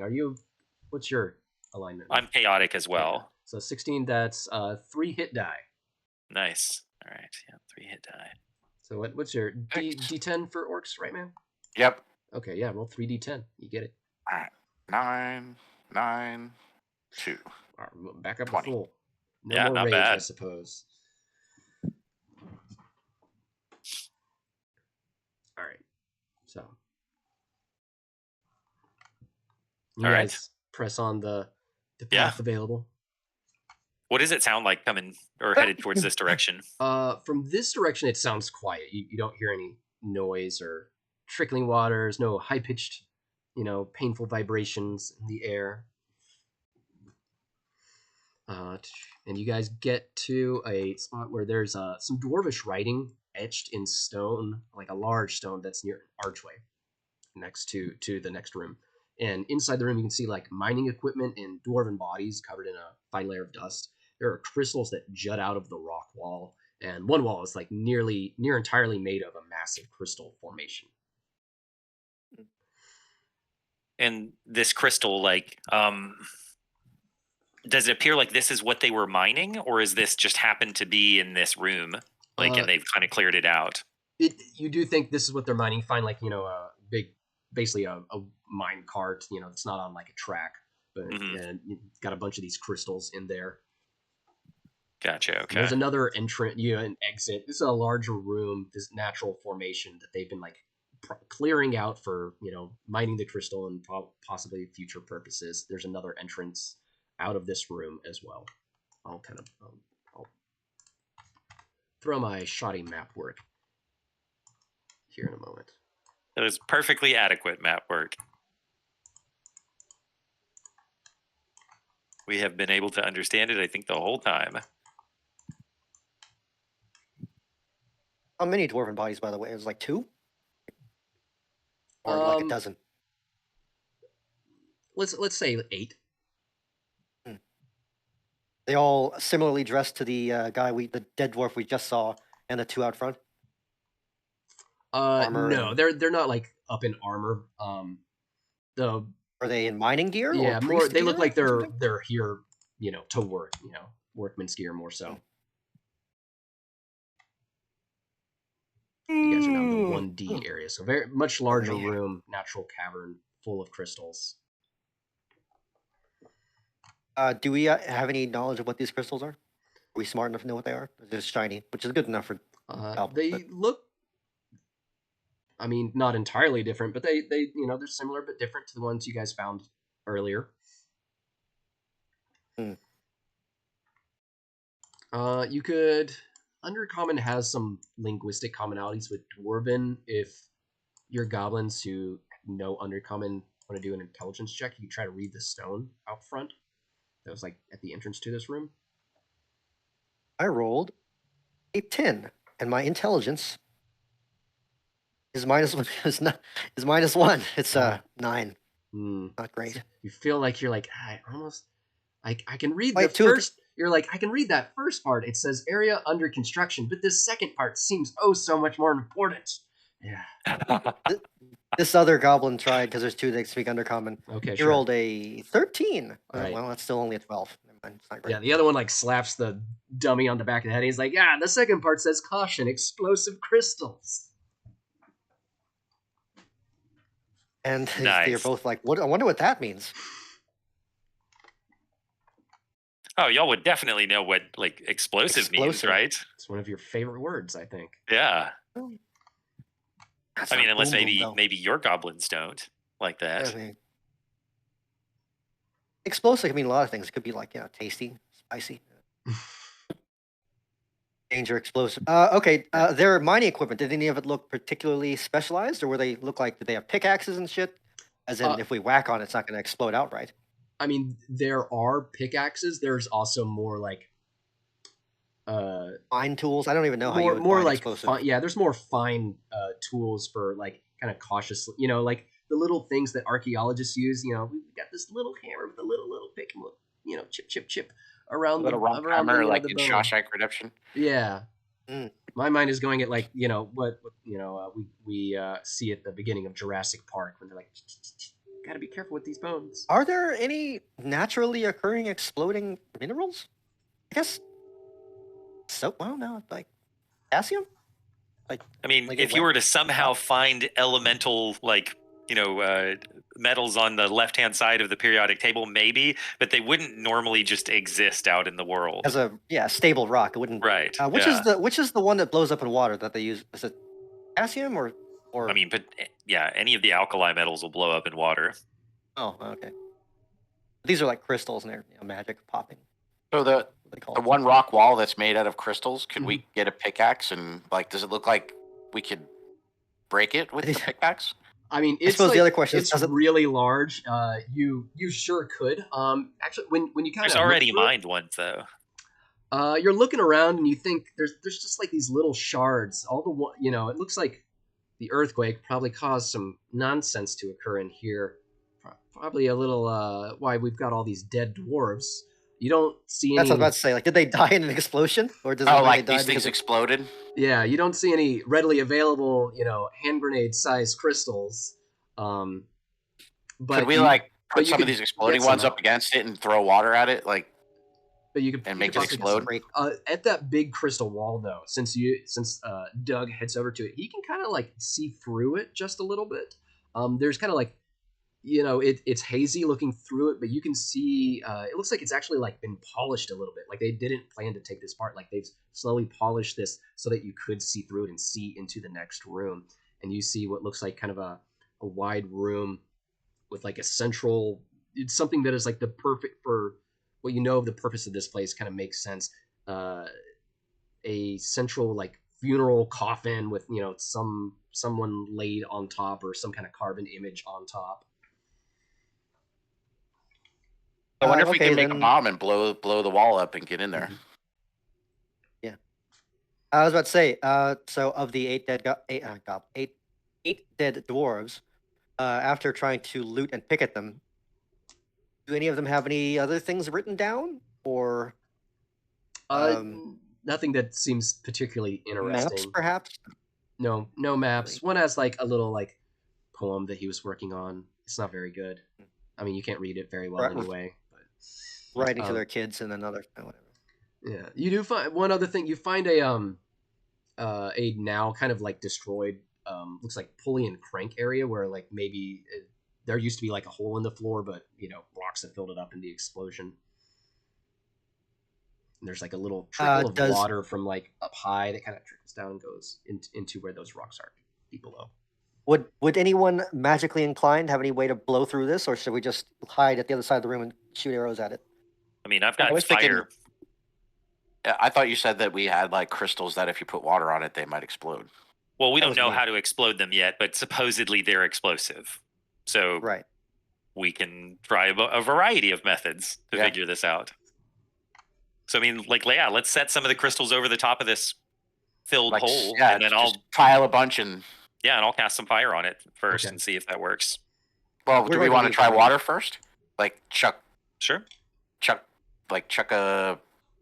some water on it from far away and see if it blows up because the Oh, other that was crystals just sang me in water. saying- Well, the Oh, other yeah, crystals that's right. sang in water. That's true. They did. That's right. That's a good point. I don't think we have any water on us necessarily, unless either of y'all have it. Well, maybe the goblins do. I don't really have any gear though that I carry around. I thought he said he had like water.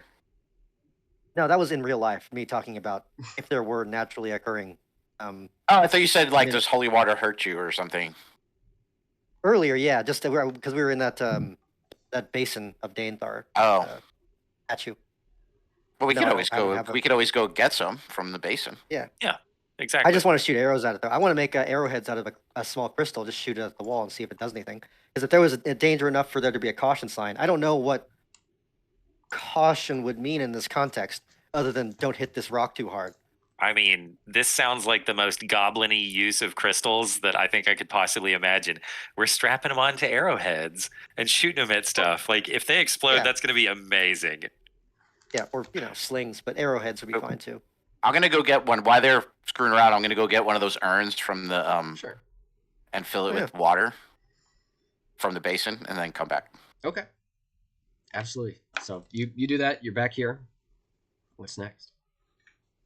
The goblins are ready to huddle at one side at the far side of the room and just start shooting or slinging crystals at crystals. All right, we'll watch and see if that does Yeah. anything. If not, I'm gonna huck this urn at him. Yeah, you Mhm. you shoot one of the crystals that I mean, you can't really tie these onto the tip of an arrow. They're too big. I was for thinking that. using a sling. I was But, yeah, yeah, I agree. sling- I was thinking a sling makes sling more. or It's like a really big egg. You're just Yeah. standard Okay. block. Like literal picture. Oh, we could just fist throw it. size.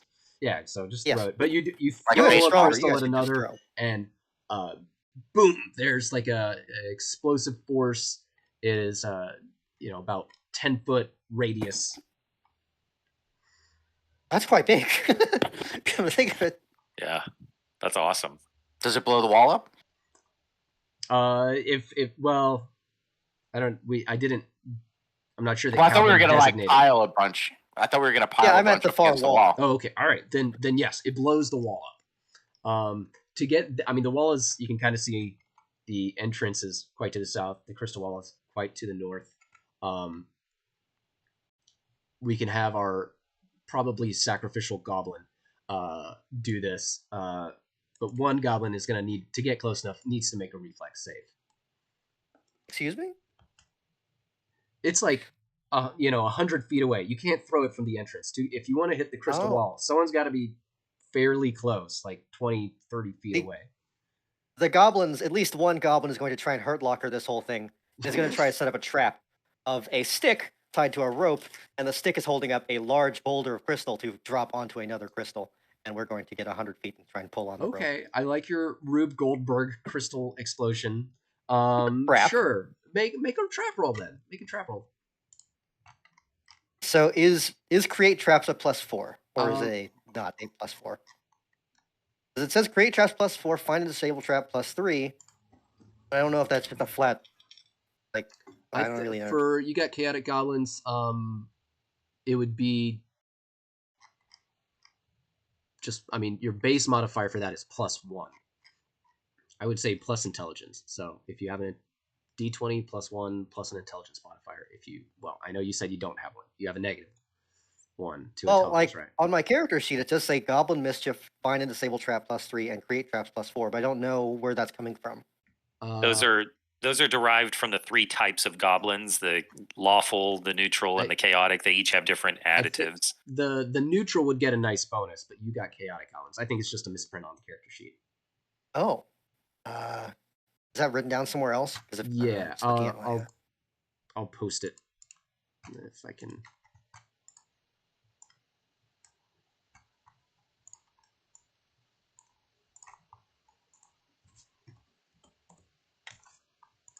It is on page 5 of the Quick Start rules.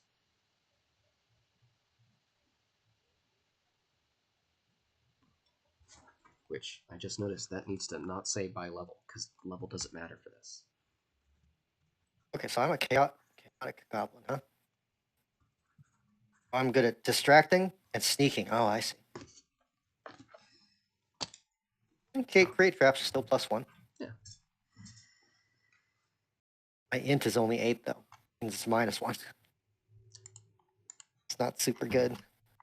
I mean, even then, like, you got to remember in DCC, the difficulties that they talk about in the book, it's like a 5 is an easy, a 10 is like the best a regular person can do, and then 20 is like super heroic stuff that you're doing at that point. Yeah, we don't need it to be crazy high. In any case, I rolled a 13.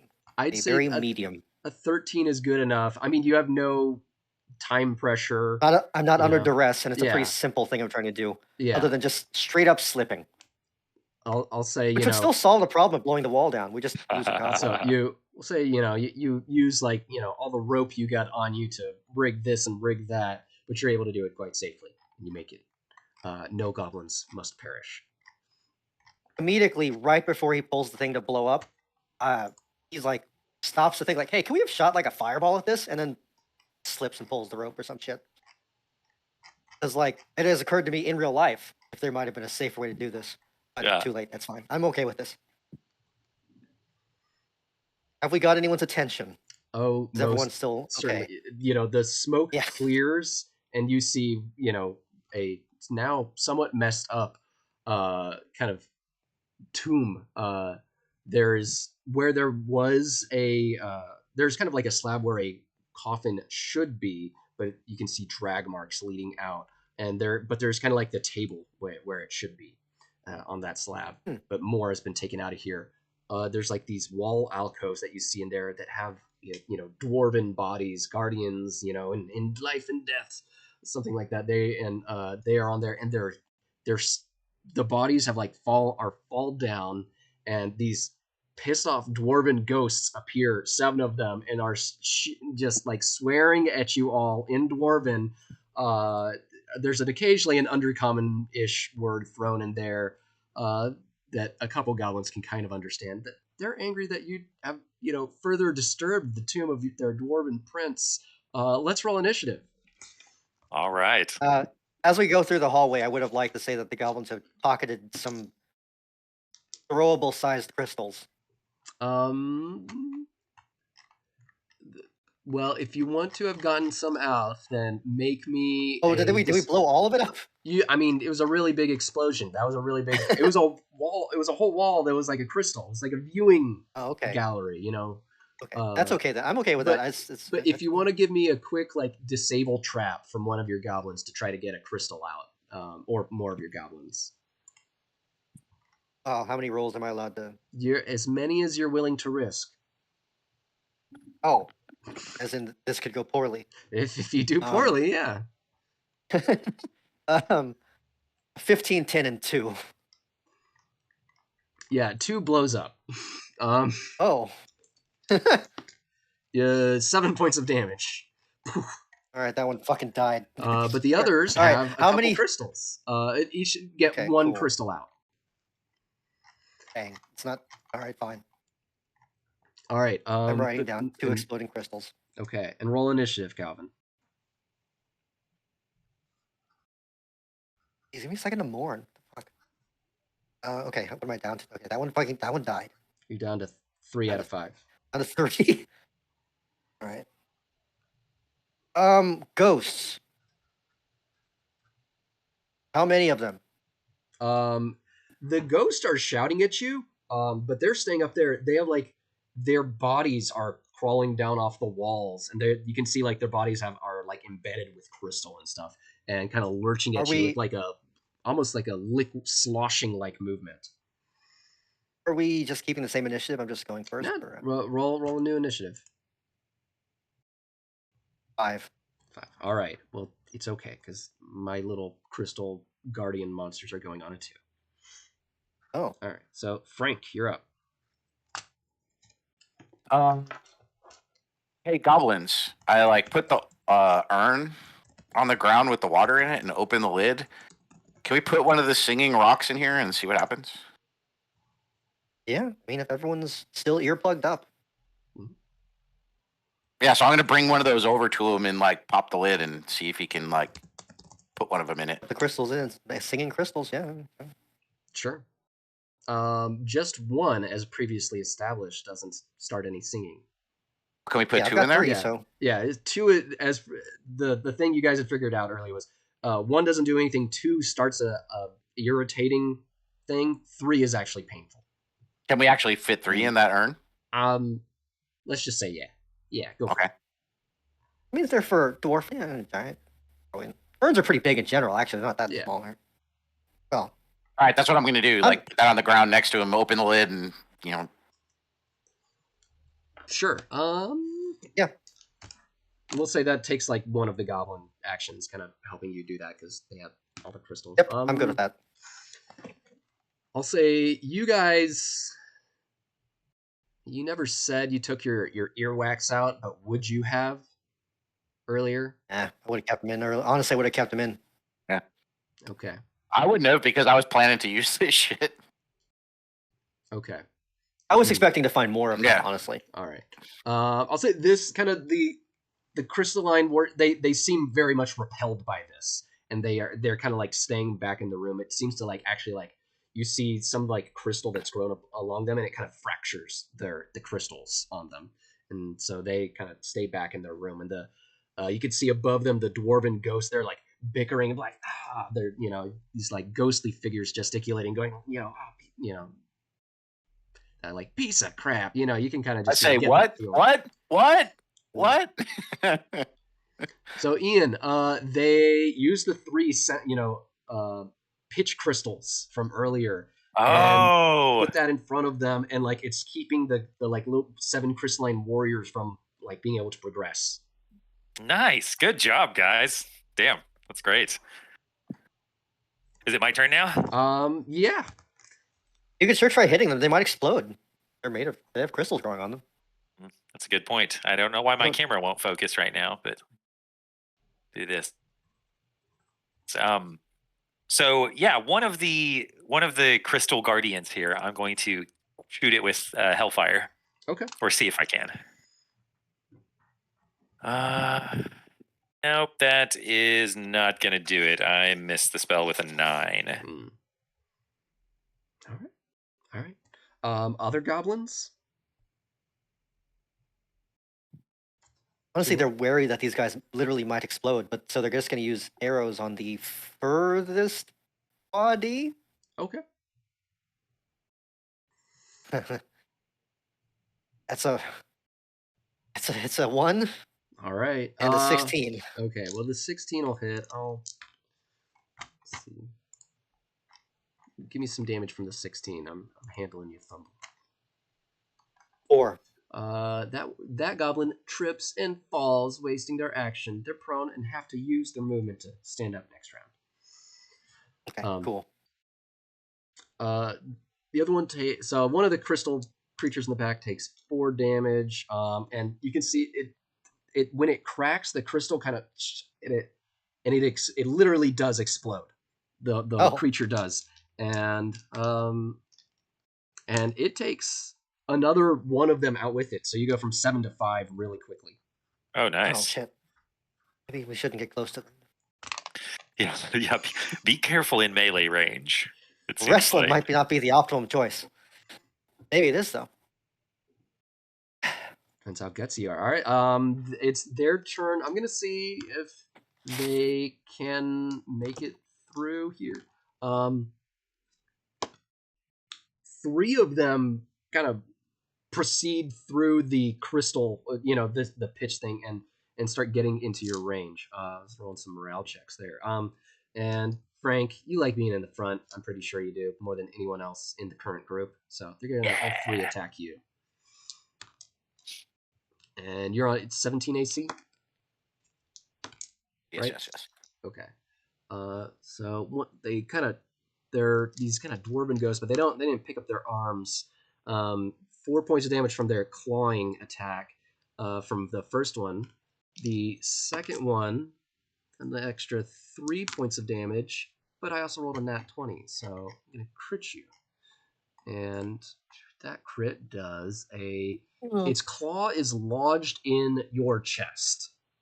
That does an extra 2d6 of damage. Just 4 extra damage. And it's going to do an additional 1d6 next round.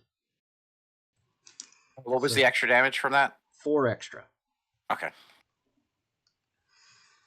All right, but 2 are still. So 3 have come up into melee range, focusing on the orc, and 2 are still kind of hanging out in the back. Frank, you're up. Well, the one that's got his claw stuck in my chest, I'm just gonna smash him with my sword, I guess, because he's All right right. there, and I get an extra D4. Does a 16 hit these things? Yes, it does. All right. And that would be 9 points of damage. All right. He explodes. Make a reflex save. The ghost explodes? No, the ghosts aren't exploding. The Oh. crystal guardian Oh, you okay. attacked. Okay, all right. Let's make a reflex save. Ooh, nat 20. Okay, all right. Well, Nice. you somehow I duck, saw these dive, things and explode. dodge. Yeah, you knew what was gonna happen. Get out of the way. The other 2, let's see. Do they make their reflex save? They don't make their reflex save. They take some damage, but it doesn't trigger a chain of explosions. Boom, boom, boom. Ian, you're up. All right. So let's see. And Frank, what's your hit point situation like on Doug? I'm okay. I'm gonna actually give you blow them up. I'm gonna cut myself with my sword and splash you with blood. Oh, all right, dude. Okay, how many hit points worth? I don't know. Let's see. Let's give you 4. 4. Ooh, that's awesome. Is that All enough? right. Yeah. Hey, I You mean, want 4 more? is great. How many for do you anything. want? No. Let's start with 4, and we'll see. And then we'll start to actually talk about what this means for you to sacrifice hit points as we go along. So, one of these is injured now, right? One of these crystal 2 of guardians. 2 of them are okay. So either one of those, we'll say whichever one you designate the first one, the one with less hit points. If I can target that, I'm going to cast Hellfire on. All right.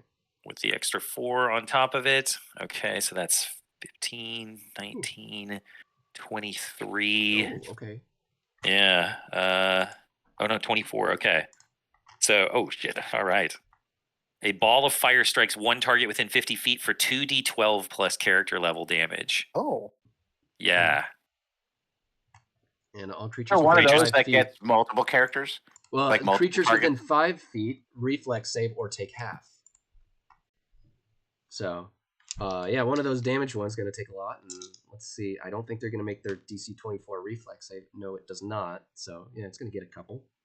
Yeah, so unfortunately, it's not a ton of damage because I only rolled 7, but that's okay. Not a huge problem there. 7 damage is still good. Plus character level or 7? Oh yeah, damage plus character level. Yeah, 7 plus character level. Okay, Yeah, 11. so that's 11 points. And And 5 then for the other, really. yeah, exactly. If they burn targets, then take it. Yeah, and they have to make a DC 18 fort save or suffer half damage on the following round. Okay. One dies and explodes and kills the other one with its explosion. Frank has already dodged out of the way, so he wouldn't still be in the way of this other one that were previously in melee. So there's just 2 left on the other side of these crystals now. All right. And Calvin, you're up. And I'm just going to. Are they all? So it's just 2 left. Yeah. I have 3 goblins, 2 left. If I kill one, there's a pretty good odds I might kill both. So I was about to say if there's anything like loose rocks in the ceiling I could knock down, but 3 arrows at one of them is about as good as it gets. Yeah. 8 to 16. Well, 16 hits. Nice. 4 damage. Okay. 4 isn't doing it, but it's their turn. Yeah. They're gonna proceed forward. They're almost I'm going to retreat, mindless by the way, if I creatures. can. Yeah, I think they're still gonna mostly be going after the orc here if they can. Let me see. I think that they're, because Frank you would have had to like dodge back. I think they get into melee with you and are right next to you. So there's some obvious danger because they explode on death. But they have to do kind of a double movement, so they can't attack this round. And that brings us up to you, man. Oh well, screw it. We're just gonna smash him, make him explode. All right. There is a wounded one, so yeah, we'll hit him. That's gonna hit. That's a 17 on the die, and I think that hits without the pluses. Yep. Yeah. So damage. 5. 5. Just he does not explode. He does not explode from that. All right, Ian. Did you use your extra rage die? Because you should have a rage die, man.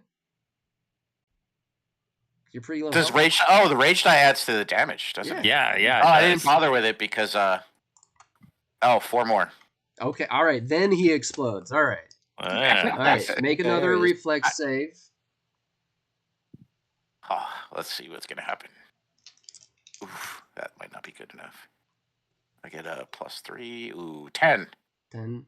No, that is not good enough. But I rolled minimal damage, so you only take 3 points of damage. Oh, totally worth it. Yeah. All right, so there's one left. That one somehow made its reflex save. It doesn't take any damage. And Ian, your turn again. And so it is undamaged, right? It is undamaged. There's just the one. Okay. Just the one left. All right. So that.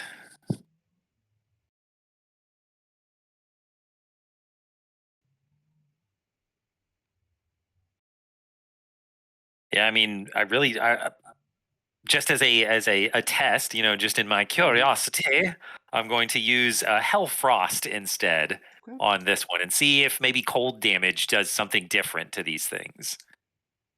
And that is a 15, 16 Hell Frost. 2 adjacent targets within 15 feet take 1d7 plus character level, so there aren't any other targets. So that is 7 points of damage, and then they do the DC 15 fort save, or suffer -1 die. Fail that. So, but still up, Calvin. All right. Oh well, then just 3 arrows again. All right.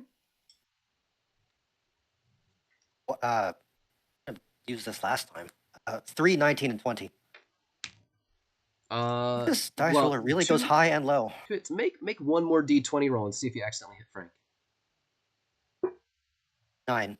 9. Okay, it misses, but all right. Give me a couple d6 of damage because he had 2 hits. 2 and 5. All right. This one explodes and next to Frank. So Frank, another reflex save.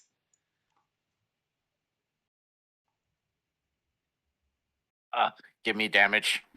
Okay. Give me damage. All right, 9 points this time. That one knocks me on my ass. But the fight is over. In the next room, there's still dwarven ghosts, however, and they're just like swearing at you, giving you the finger. You don't understand most of it though. They're not speaking because they're just speaking. But they're not coming into this area. No, they seem kind of like bound to where they are. They could only send Perfect. their shambling corpses changed by the crystal within this cavern. I mean, we couldn't ask for a better situation as evil characters. We're like, we have you stuck in this room and defiled. Like, great. So immediately I go down and use lay on hands on Doug to save him in this situation. And that is an 18. So that's 3 or maybe 4 at this point. That might be 4 die. The table. 18. No, 3 die still. Yeah. 18. 18, yeah, that'd be 3. So 3d10 back. 18. Potentially look all like the 29. Okay. Good. I'm good. Right. But you got knocked down to 0? No. No? Oh, okay. You said like throws me on my ass. I wasn't physically sure. knocked. Oh, just because, like, All right. just No, for the dramatic flavor. The effect. flavor is Oh, good. okay, okay. I needed I thought flavor. I thought you were talking that it took you out, like you No, died. I was like, okay, all I got right, it. there we go. Okay. All right. We're all good. So you can go into the tomb here, or you can go off into there's another kind of passageway that went off from the crystal area that you were initially in, but you were less interested. But so yeah. Where does it look like the coffin has been dragged to? You would have to go in there to find out. Yeah, Okay. have a peek. Yeah, let's go in. Well, actually, let's have a listen first. There might be echo and stuff. Does it sound like anything else is happening? You can only hear the Giants swearing hiding of around the corner? ghosts. Oh, right. I don't feel like they would be amenable to talking to them. Why don't you send a ghostly wouldn't- goblin in there to talk to him? I wouldn't want to like. Yeah, that would be really upsetting. Having these ghost dwarves guarding this place for eternity, and just walking over and putting down a goblin in an urn just to haunt them and stay with them forever. That's the best thing I've ever heard. Like, that's amazing. You just leave the goblin ghost in there with all this just to harass them. Oh my gosh. Specifically, this one I'm leaving with him doesn't speak Undercommon. That's the most But- petty evil thing you could possibly do. I would just say has chaos I language. think he would speak the language of the dead. Oh, And so that they would have a means of communicating. And if you want, this is your weird ass translator. yeah. I mean, yeah, I could do that. So, like the goblin in the urn, he could talk to us. Is like, so Yeah. are they doing anything? Are they saying anything useful? Did they? They are bemoaning that their prince was taken, that they were supposed to guard for all eternity, and now further defilement and has come. Then the goblin whisper into the urn, or actually clumsily yell into the urn. Even I point like, to the taken by who? fiend. I'm gonna point to the fiend, but your new prince has arrived. We all worship him. Grindelspite.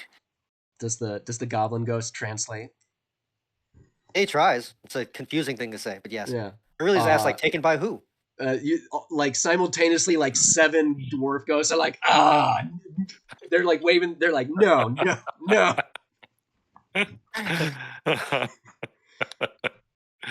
That's amazing.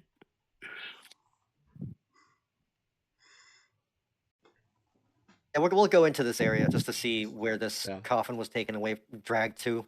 You can see the drag marks lead to what looks like it at one point was probably a very orderly path, but it looks like a path where like the walls are literally like either actual like built-in shelving for coffins or funerary urns, but the earthquake has caused just everything to topple over, and now it looks very maze-like from what you can see. So the ghost goblin asks them if it was giants that took their prince, or other dwarves, Every time they're like, you guys see the gestures of like how exasperated they are by this situation. They're like, of course it was giants. stone giant, and they, and your ghost goblin is like, they're going on and on about how, their ancient enemy that, they want, it's, a whole historical diatribe of conquests and battles and how they were once enslaved by the stone giants, and but the stone giant kingdom fell and the stone giants left to the elemental plane of earth, but now they have returned and stolen the prince that once overthrew them. I really think you guys should consider like worshiping Grindelspite because he's Like- going to overthrow. At this point, like, how does this bother us? Like, if these giants are destroying like dwarven kind in this situation, this isn't a bad thing to us, right? Like, this is just mayhem that we would normally be doing. So we're kind of like sweeping in the wake of these stone giants, apparently. Like, oh yeah, that seems all right. Other than that, actually. like, Yeah. yeah, the only thing I could think of is they're going to use the prince's body, do something, worship the wrong god, or do something that we don't want to do. The only thing I can think of is that the giants are dicks to us too, and they just have a Well, personal vendetta. we against follow them. That's the along only with thing whatever they're doing and go kill them before they finish it, and then we do it instead we do for our instead. god. Yeah, I mean, like, let's take over their ritual and do whatever it is that they're gonna do. Like, who cares? This is gonna be great. We'll just Yeah, that's all I ride can the think of. coattails of the giants. So we could just follow the drag marks to where they took the prince, I guess. Totally. Let's follow Yeah. and see if we can sacrifice the prince instead, or whatever it Or is that they happen to defile- be doing. You know, defile a body. Maybe it has a good loot on it, but maybe Get we a should do good this purse or sneakily. two on us. Yeah. Yeah. What are you All right. drinking there, Ian? Now I want a beer. Now you want a beer? I Yeah, have beers see, in the fridge. Is that what you have? I do. I've got. It's like an IPA. I have a beer. It's a blood and honey, but I also Oh. have a coffee as well. And then, just so I maintain hydration, I've got my soda. I'm I'm balancing all these different scales. I'm like, am I drunk Hey. enough caffeine, get me, Hold on. into the right emotional state. I'll be right back. Super practical. Yeah. So like, Stefan, I think we start to look at that, right? Listening to see if there's, are we hearing them drag the coffin or anything down further, or can we hear people yelling? You hear with the sounds of like deep baritone, kind of like rhythmic chanting, kind of echoing throughout. Rhythmic chanting. Okay. Yeah. Stone giants are definitely not friendly with water giants, right?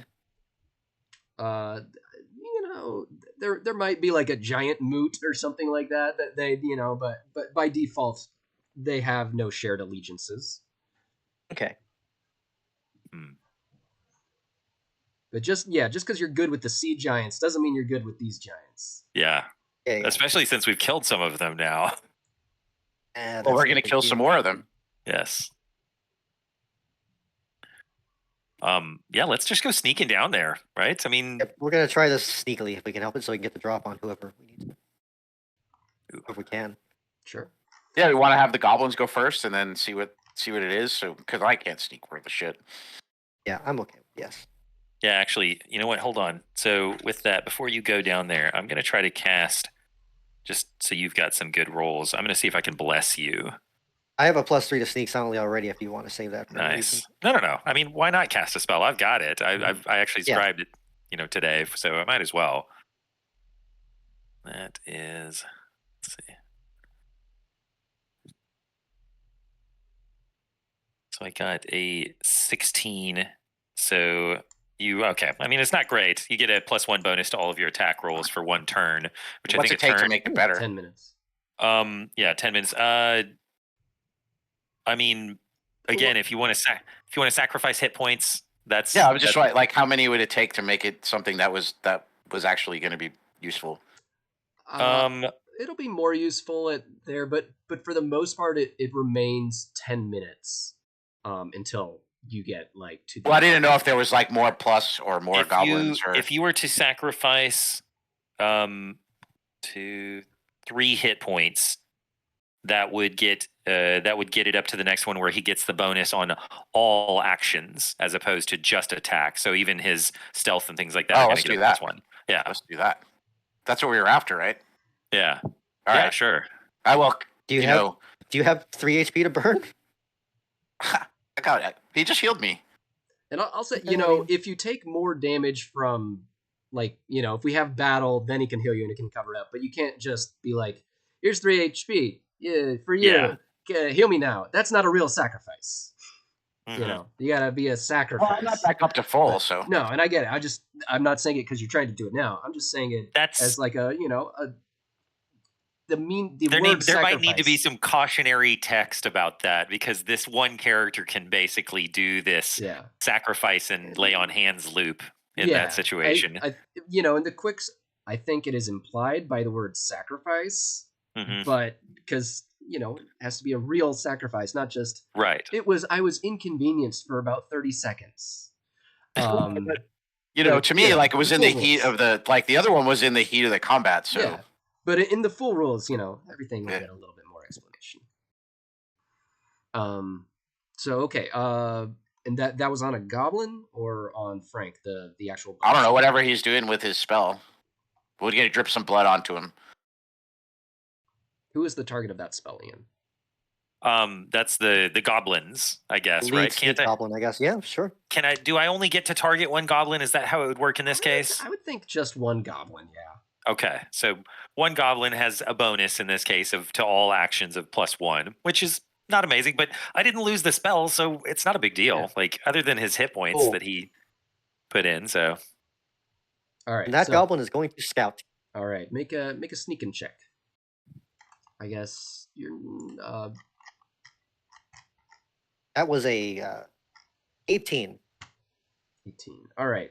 Yeah, you sneak up your goblin. You find and are able to, I guess, report back if you want. Or are you guys kind of like following a little bit behind? What are the rest of you? Yeah, I mean, how long is this to walk? And I don't need is it fine if we follow back like 60 feet from the goblins? Sure. Yeah, and you're keeping slightly slower pace because he's got to be sneaking speed and he's smaller. So, he finds there's this like stone giant, like looks like the equivalent of a priest. There's like he's got this big, like golden hammer that has like a bell ringing inside of it, and is wearing a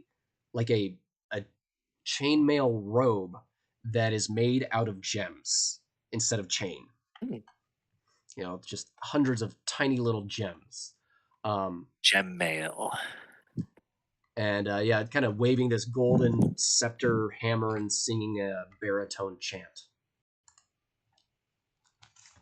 How many giants in there? Is it a room full of giants? He seems to be currently alone, and he is kind of like doing this weird rhythmic dancing. There's like a center point here where there's a massive hole in the ground that it's not like just pit, but kind of slopes and goes underground, and there's like coffins that have like slid down into it. And you can see many drag marks. Many more have been dragged down in there.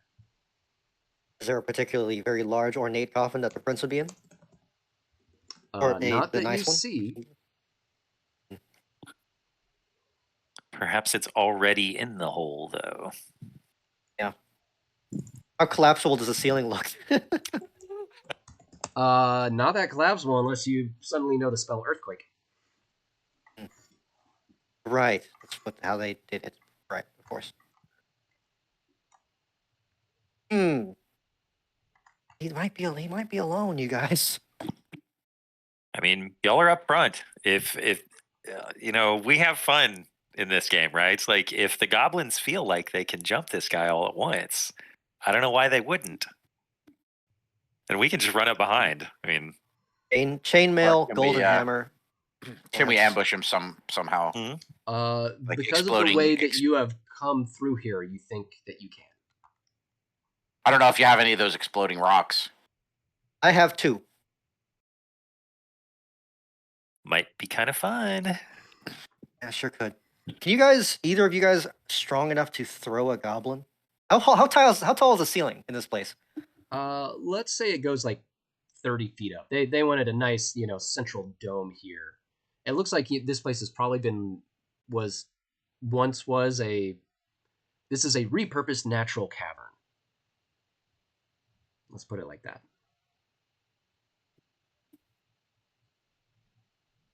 Golden hammer, huh? Yeah. Is It's there? got like a chime bell attached to it. It's part of the chanting. Like it's clear. Look, it's got a magical vibe to it. A what It's vibe? like a Magical. magical. Oh, It's like magical a vibe. like a hammer slash aspergillum, I think is what they're called, right? The little incense water Aspergillum? sprinkler things that priests Is that what and they're called? I think it's called an aspergillum or something like that. Just called them sensors. But that's for the smoky ones. I've never heard. Maybe though. This is a mold species, but they're named after. Aspergillum. Oh, they sure are. Okay, Aspergillus is a mold species named after Aspergilliums. What the device you're talking about? Those smoke sticks, incense sticks. Huh. I mean, yeah, I've seen this before plenty of times. I just never knew there was a. Never thought to look at the word for this thing. And censer is cool. like the hanging one, right? That you Yes. burn incense in. Yeah. Anyway, sorry, don't mean to derail with I'm gonna put this is the more accurate word. I've seen this thing and I kind of made a version of it and I just called it a chime hammer because that's kind of what it does.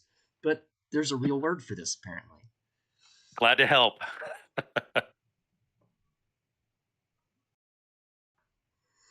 So Sorry, I'm quiet because I'm also Googling and looking at things briefly. Sorry. Oh, another word is a thurible? A thurible. Okay. That's a fun one. Yeah, I see it when I looked at the word for censor, CENSER. It also identifies called a thurible. Oh, I like the proto aspergillum that looks like a dead bird tied to a stick with some like flowers. It's in the Wikipedia article. Yes, right. The image, the proto aspergillum, just as described in Leviticus. There you go. Or live birds, actually, is what it says. Is it really? Yeah. Oh my gosh. Tie some Cedarwood birds and stuff to a stick and just swing it around. cedarwood, hyssop, clean bird, scarlet wool, and that made an aspergillum or aspergillum. I don't know how you pronounce it, but And wow. All right. Lots to learn today. It really is. Yeah. Okay. So what's the plan here? I was about to say, well, I have a fun idea. I don't really sure how to make it. That's what you should go with. Yeah. I'm not here for Goblins make unfun fun. ideas. Yeah. Fine. Is there, since there's coffins shown on the ground, is it? Can I sneak up on him? Like get real close to him and sneak up on him. And then what? Yeah. It seems like half of a And plan. with an exploding rock in either hand, clap them together, exploding the goblin. Yes. Sacrificial goblins. This is the best. Yes. I love sacrificial There's goblins. There's two ways. I was hoping I could hit him, but plan B, which is also kind of the plan I actually want, is for him to simply see the goblin and smash the goblin with a hammer, at which point the goblin still tries clapping and destroys the hammer by blowing up. Okay, that's like a trap check, right? Like you trap your own body in that situation? It is kind of like that, yeah. I think it's just there's no rolling necessary here. I think this is just a good plan that logically seems like it would work, to be honest. Yes. What's he gonna do? Not hit him? What's he gonna do? Not swing the hammer at him? Yeah. That's so and that is the recommendation in the DCC book, right? Is if it's a good plan, it just works, right? Yeah, we don't need to roll for that. All right, so we have a sacrificial goblin. This guy's gonna make a reflex save. I'm gonna make it harder because you got two of the crystals. It's gonna be harder, and it's gonna be. I'm not sure he's even gonna try to dodge. Yeah, I'm not sure that he would know to dodge. Also, I see you give him a chance though. I'm okay with that. I'm not using the +1 goblin, by the way. They did Rochambeau, and they decided which was the worst goblin. It was the one that speaks bugbear. They decided which one was the worst one. And I think at about this time, you have another goblin show up and go, "Hey guys, what's going on?" As the other one explodes. Yeah, perfect. Thank you. That's hilarious. And I'll also roll for his weird goblin thing that he gets. Let me see. Posted it. We're sitting there counting goblins and watch as the one walks up and he blows himself up. And then we look around and there's the same number of goblins standing there. And it's like, Yeah. what just happened? I can't find it. Where? You blow up this third goblin, we'll be down to 3 goblins. What? And there's 3 goblins. Yeah. Okay, Did your he new survive? Do I goblin have to that roll a shows up. reflex? Oh. So the one I rolled is your new goblin shows up playing his ribcage xylophone, being like, "What's going on?" All right. And you see the stone giant priest take some damage but still be alive. And let's roll initiative. By the way, okay, for flavor, since I don't know what to use these, the goblin that went up to that snuck up there and exploded himself was the goblin that had 2 hand puppets. Okay. And inside each hand puppet, inside each clenched fist, was a grenade. All right. Just using that one up. Did it break the hammer or do damage to it? Do I get a reflex save? Did he somehow survive this? No, I'm gonna. Your goblin is not gonna reflex save in this case. You clearly described your intent here, and there was not a reflex did, save yeah. to be had. It would just be crazy luck. If you could critical succeed on a luck check, Yeah. maybe something. And your new goblin, yes, has a ribcage xylophone and speaks kobold. So, Okay. do y'all remember the game? It was a PS. I think it was a PS2 game, Guitaroo Man. It was a I rhythm do know the game. name, yeah. Yes. So there is a song in it that is played by an enemy of yours that you have to fight against called the Sandbone Trio, and they are skeletons that play themselves as xylophones. And this is just immediately what popped into my head with the new goblin coming in playing his xylophone skeleton at that point in time. And it's like every time I think about this, I think about this song. And I mean, y'all don't have to listen to it now. I just put it in there. It starts like right when they cool. start playing. So, all right. I'll watch it later. Oh, by the way, and hopefully that explosion would mean time for a sneak attack. Anyone who can, or not sneak attack, get attack. Everyone attack if you can. I'll say y'all roll If we can. roll initiative with a D24. I'll give you all that. okay. That's all of us. Yeah. Okay. We'll start going in initiative because I mean I imagine at very least he's gonna see the other goblins like peeking around the corner because they can't help but watch. Because they're cheering. Witness! All right. Oh my gosh! Thinking about war boys as goblins? Yes. Yeah, like, absolutely. Of course. All right. Got it. 8 from Frank. Hand puppeting like crazy. I got a 17. 14. 14. And you had a what, Calvin? A 17. Or an All 18, I right. guess, plus agility. Okay, then Ian, Calvin, you're going first, then Ian, then the Stone Giant. And then Frank. Well. Okay, the 3 goblins try and spread out for cover. Because there is coffins and shit around the ground, right? There's things to ground. hide behind, scatter behind. Yes. They try and scatter, and from 3 different directions, try their short bows. All right. With a 16, an 18, and a 3. Oh, one of them got a +1, so 17, 18, and 3. Okay. 2 hits. Cool. That is a 4 and a 6. All right.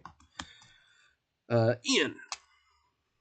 All right. So I'm going to go ahead and I'm going to fly, swoop up off the ground and fly over towards this giant here and get basically to where I have its back to the hole that's in the floor that I guess it's like been chanting in front of, right? Yeah. And so I'm up, 10 feet up in the air or something like that and back a little ways. And again, just because it's difficult for some of these other spells to be specific, I'm going to go ahead and try to Hellfrost this giant here. Okay. Ooh, there's a 19 on the die, so that puts it at 23, 24. Yeah, that's really good. Okay. All creatures caught within the cone take 1d12 plus character level damage, and then they make the DC 15 fort save.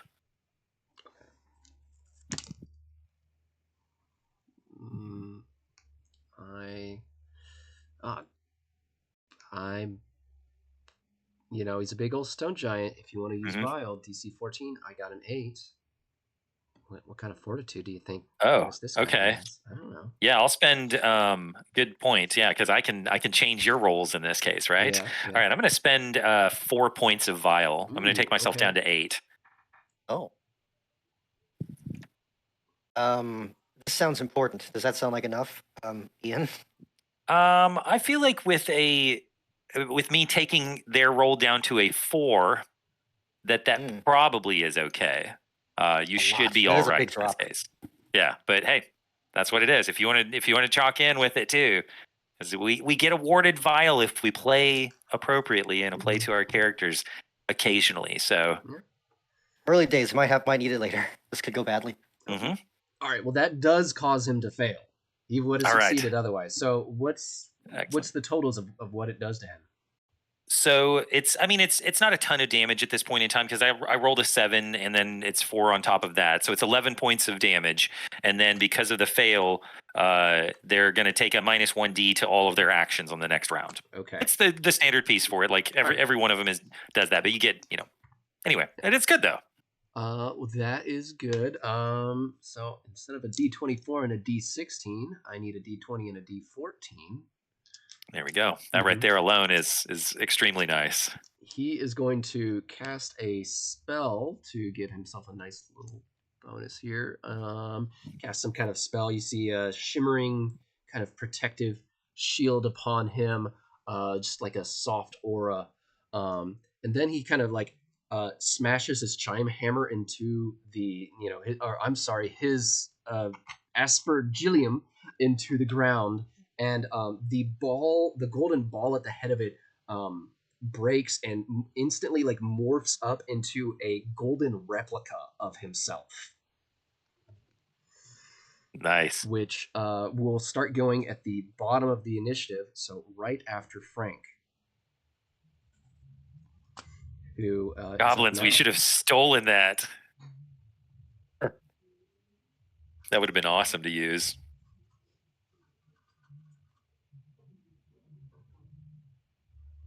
Frank, you are. Oh, I'm up. Yes. Yeah. All right. So I think I'm just gonna go smash this priest.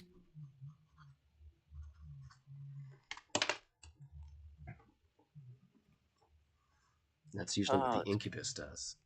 Okay. I am down hit points. Smash the priest. Yeah, I heard it. Different smash though. All right. So does a 20 hit him? Oh, yeah. All right. For 4 points of damage. Okay. With my longsword. Because of his spell, only 3.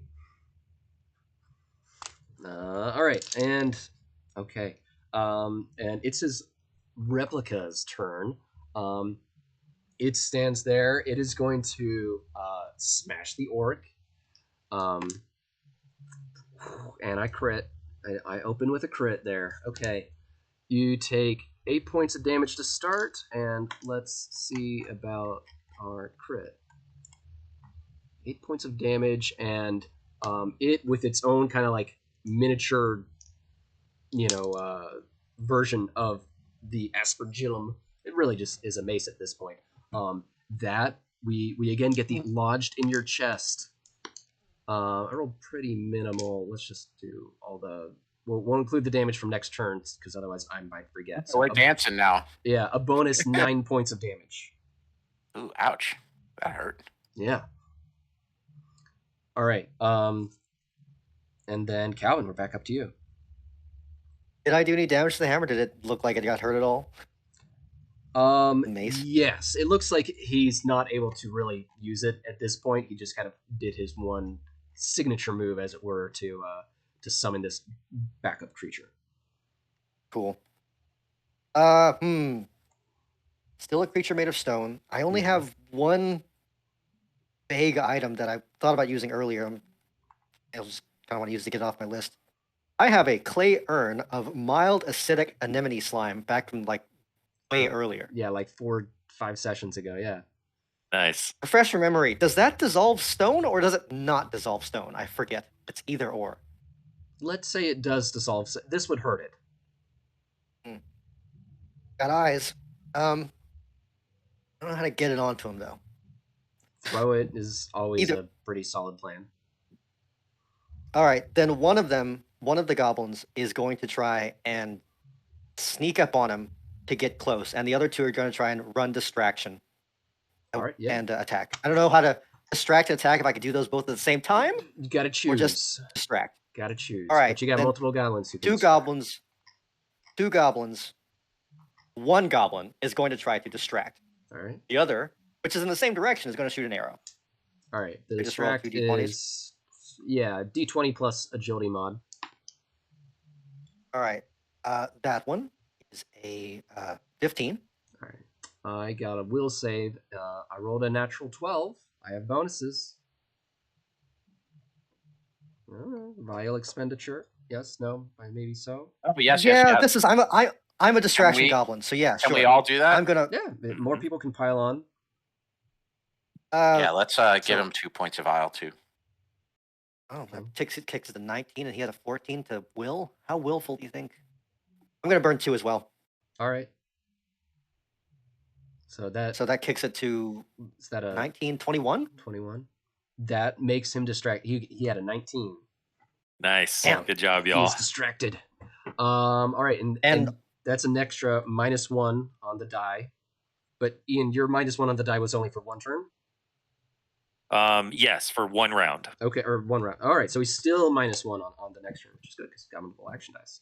So other goblins. And then do I roll to the other one sneaking up on him, try and get a good beat on him to throw acid into his eyes? yeah, make I guess make like a ranged attack. You know. Okay, that one is a 15 plus. Well, I don't know. Agility? Yeah, just range attack. like it would be when you're shooting a bow. Same dice mods. Well, and I think 0 then. All right. Do you put that on a short? Oh, Yeah, 15, I do agility on a bow, agility mod. I wrote it down wrong. +1, so 15. All right. It does not connect, unfortunately. Dang. But it etches into a dwarven coffin. That's too bad. All right. Wait, I can't do anything not at this point, huh? And you see an angry the other ghost, come out. Hey! Did the coffin still have dwarves in them? You think there's any dwarves inside that might help this fight? When he sees that ghost come out of that coffin, that's what the maybe goblin not thinks anymore. out loud. Do you have one more goblin, or is that it? I think that. One more had the bow, yeah, sure. Okay, give me a Just the regular. That is a 13, so a 14. All right, miss. Not a lot. Then Ian, back to you. Back to you. All right. So something that I was considering last turn, but now Oh shit! what has I'm sorry. happened? Yeah, go ahead. That one that snuck up on him still had a +1 from earlier. Would have pushed it over the line or not at all? To a 16?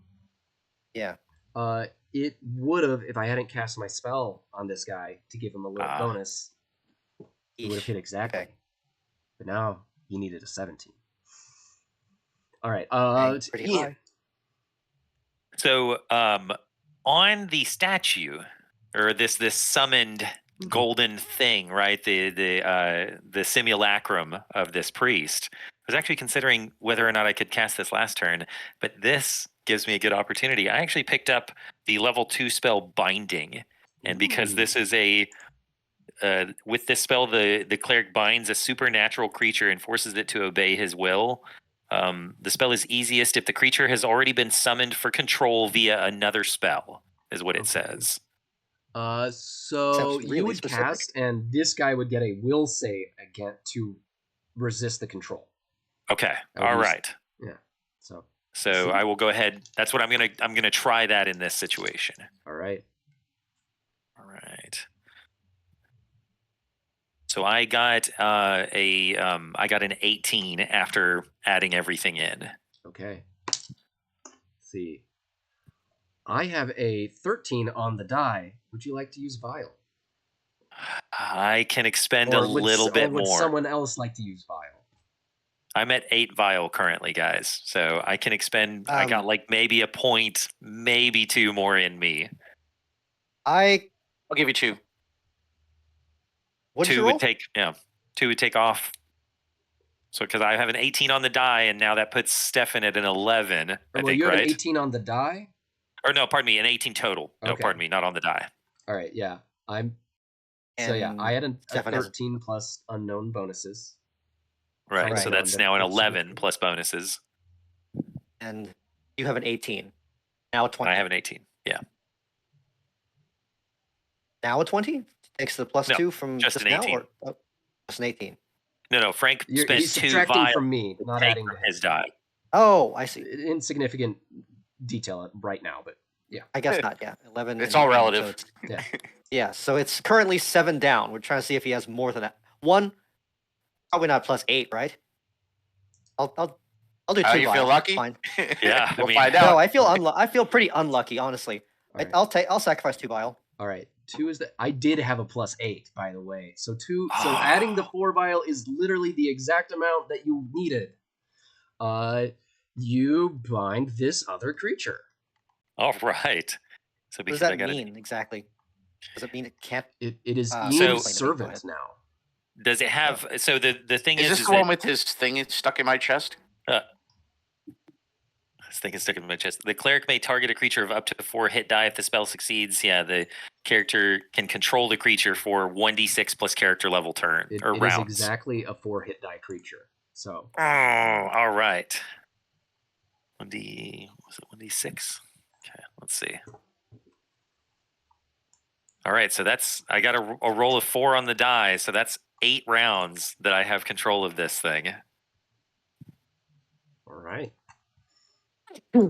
Remaining goblins are cheering for your strange, charming wiles. What did you actually do spell-wise? Was it some kind of charm, or was it? It's called specifically binding. Hmm. Yeah, and it's just in the DCC regular book. It's part of the cleric groupings of spells. So I picked it up earlier when as right at the beginning of this session. It's funny. I'm just thinking of binding in the context of an incubus, like for flavor. Like for flavor, I'm assuming binding has a description like, oh, a creature has glowing chains or whatever is now bound to you. You know what? But That's in a the good point. context Let's see real quick. Oh, okay. in So the context of one, an incubus, I'm picturing BDSM gear. Okay, One is snaps so- onto the. the manifestation of this spell, right? There's 3 manifestations possible. So the first one is glittery dust appears in a cloud surrounding the target, which we've already established. That's something that my stripper character does at this point in time. So it's like like a swirling of glittery tornado that surrounds this golden being, and then like mine. Yeah, and now this golden simulacrum of the robed priest is covered in slutty glitter and serves you. It is the priest's turn. He is Does a sexy Zoolander turn back towards the priest? Like now it's on. the priest is going to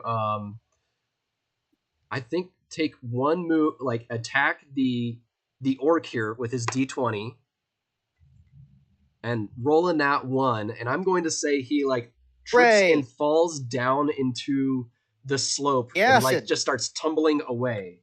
Oh, okay, yeah. That's awesome. You guys can let On a him really tumble bad away, day. or you can give chase. We need to make sure we get his his Oh, staff we don't or want him to something, right? tumble away. Right, exactly. All right.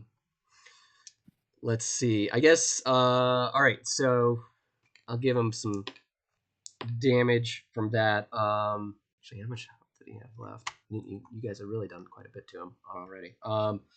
He's still up. Let's say that he, worse for the wear, stands up and gets to take what would normally be his second action die, which is a D14 because of our aforementioned distraction. So it really might not turn out to be anything at all.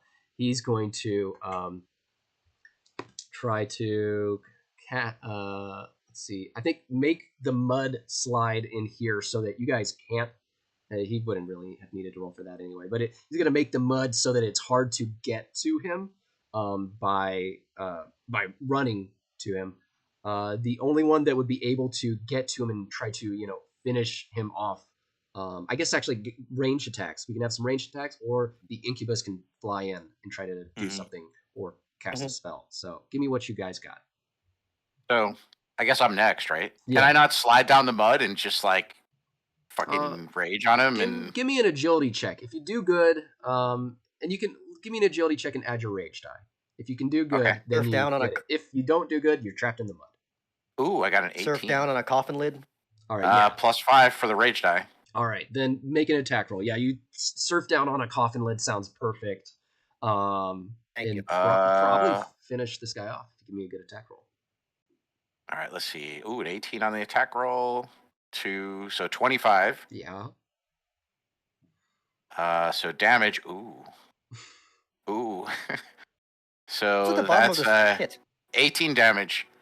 Yeah. Damn. All right. Damn. Real run up to it. Huh? I'm down a significant amount of hit points, so the Holy rage die shit. really helped. For a moment, I thought he might get away, but no. Like slide down. No. So and this is actually like a great stopping point part time.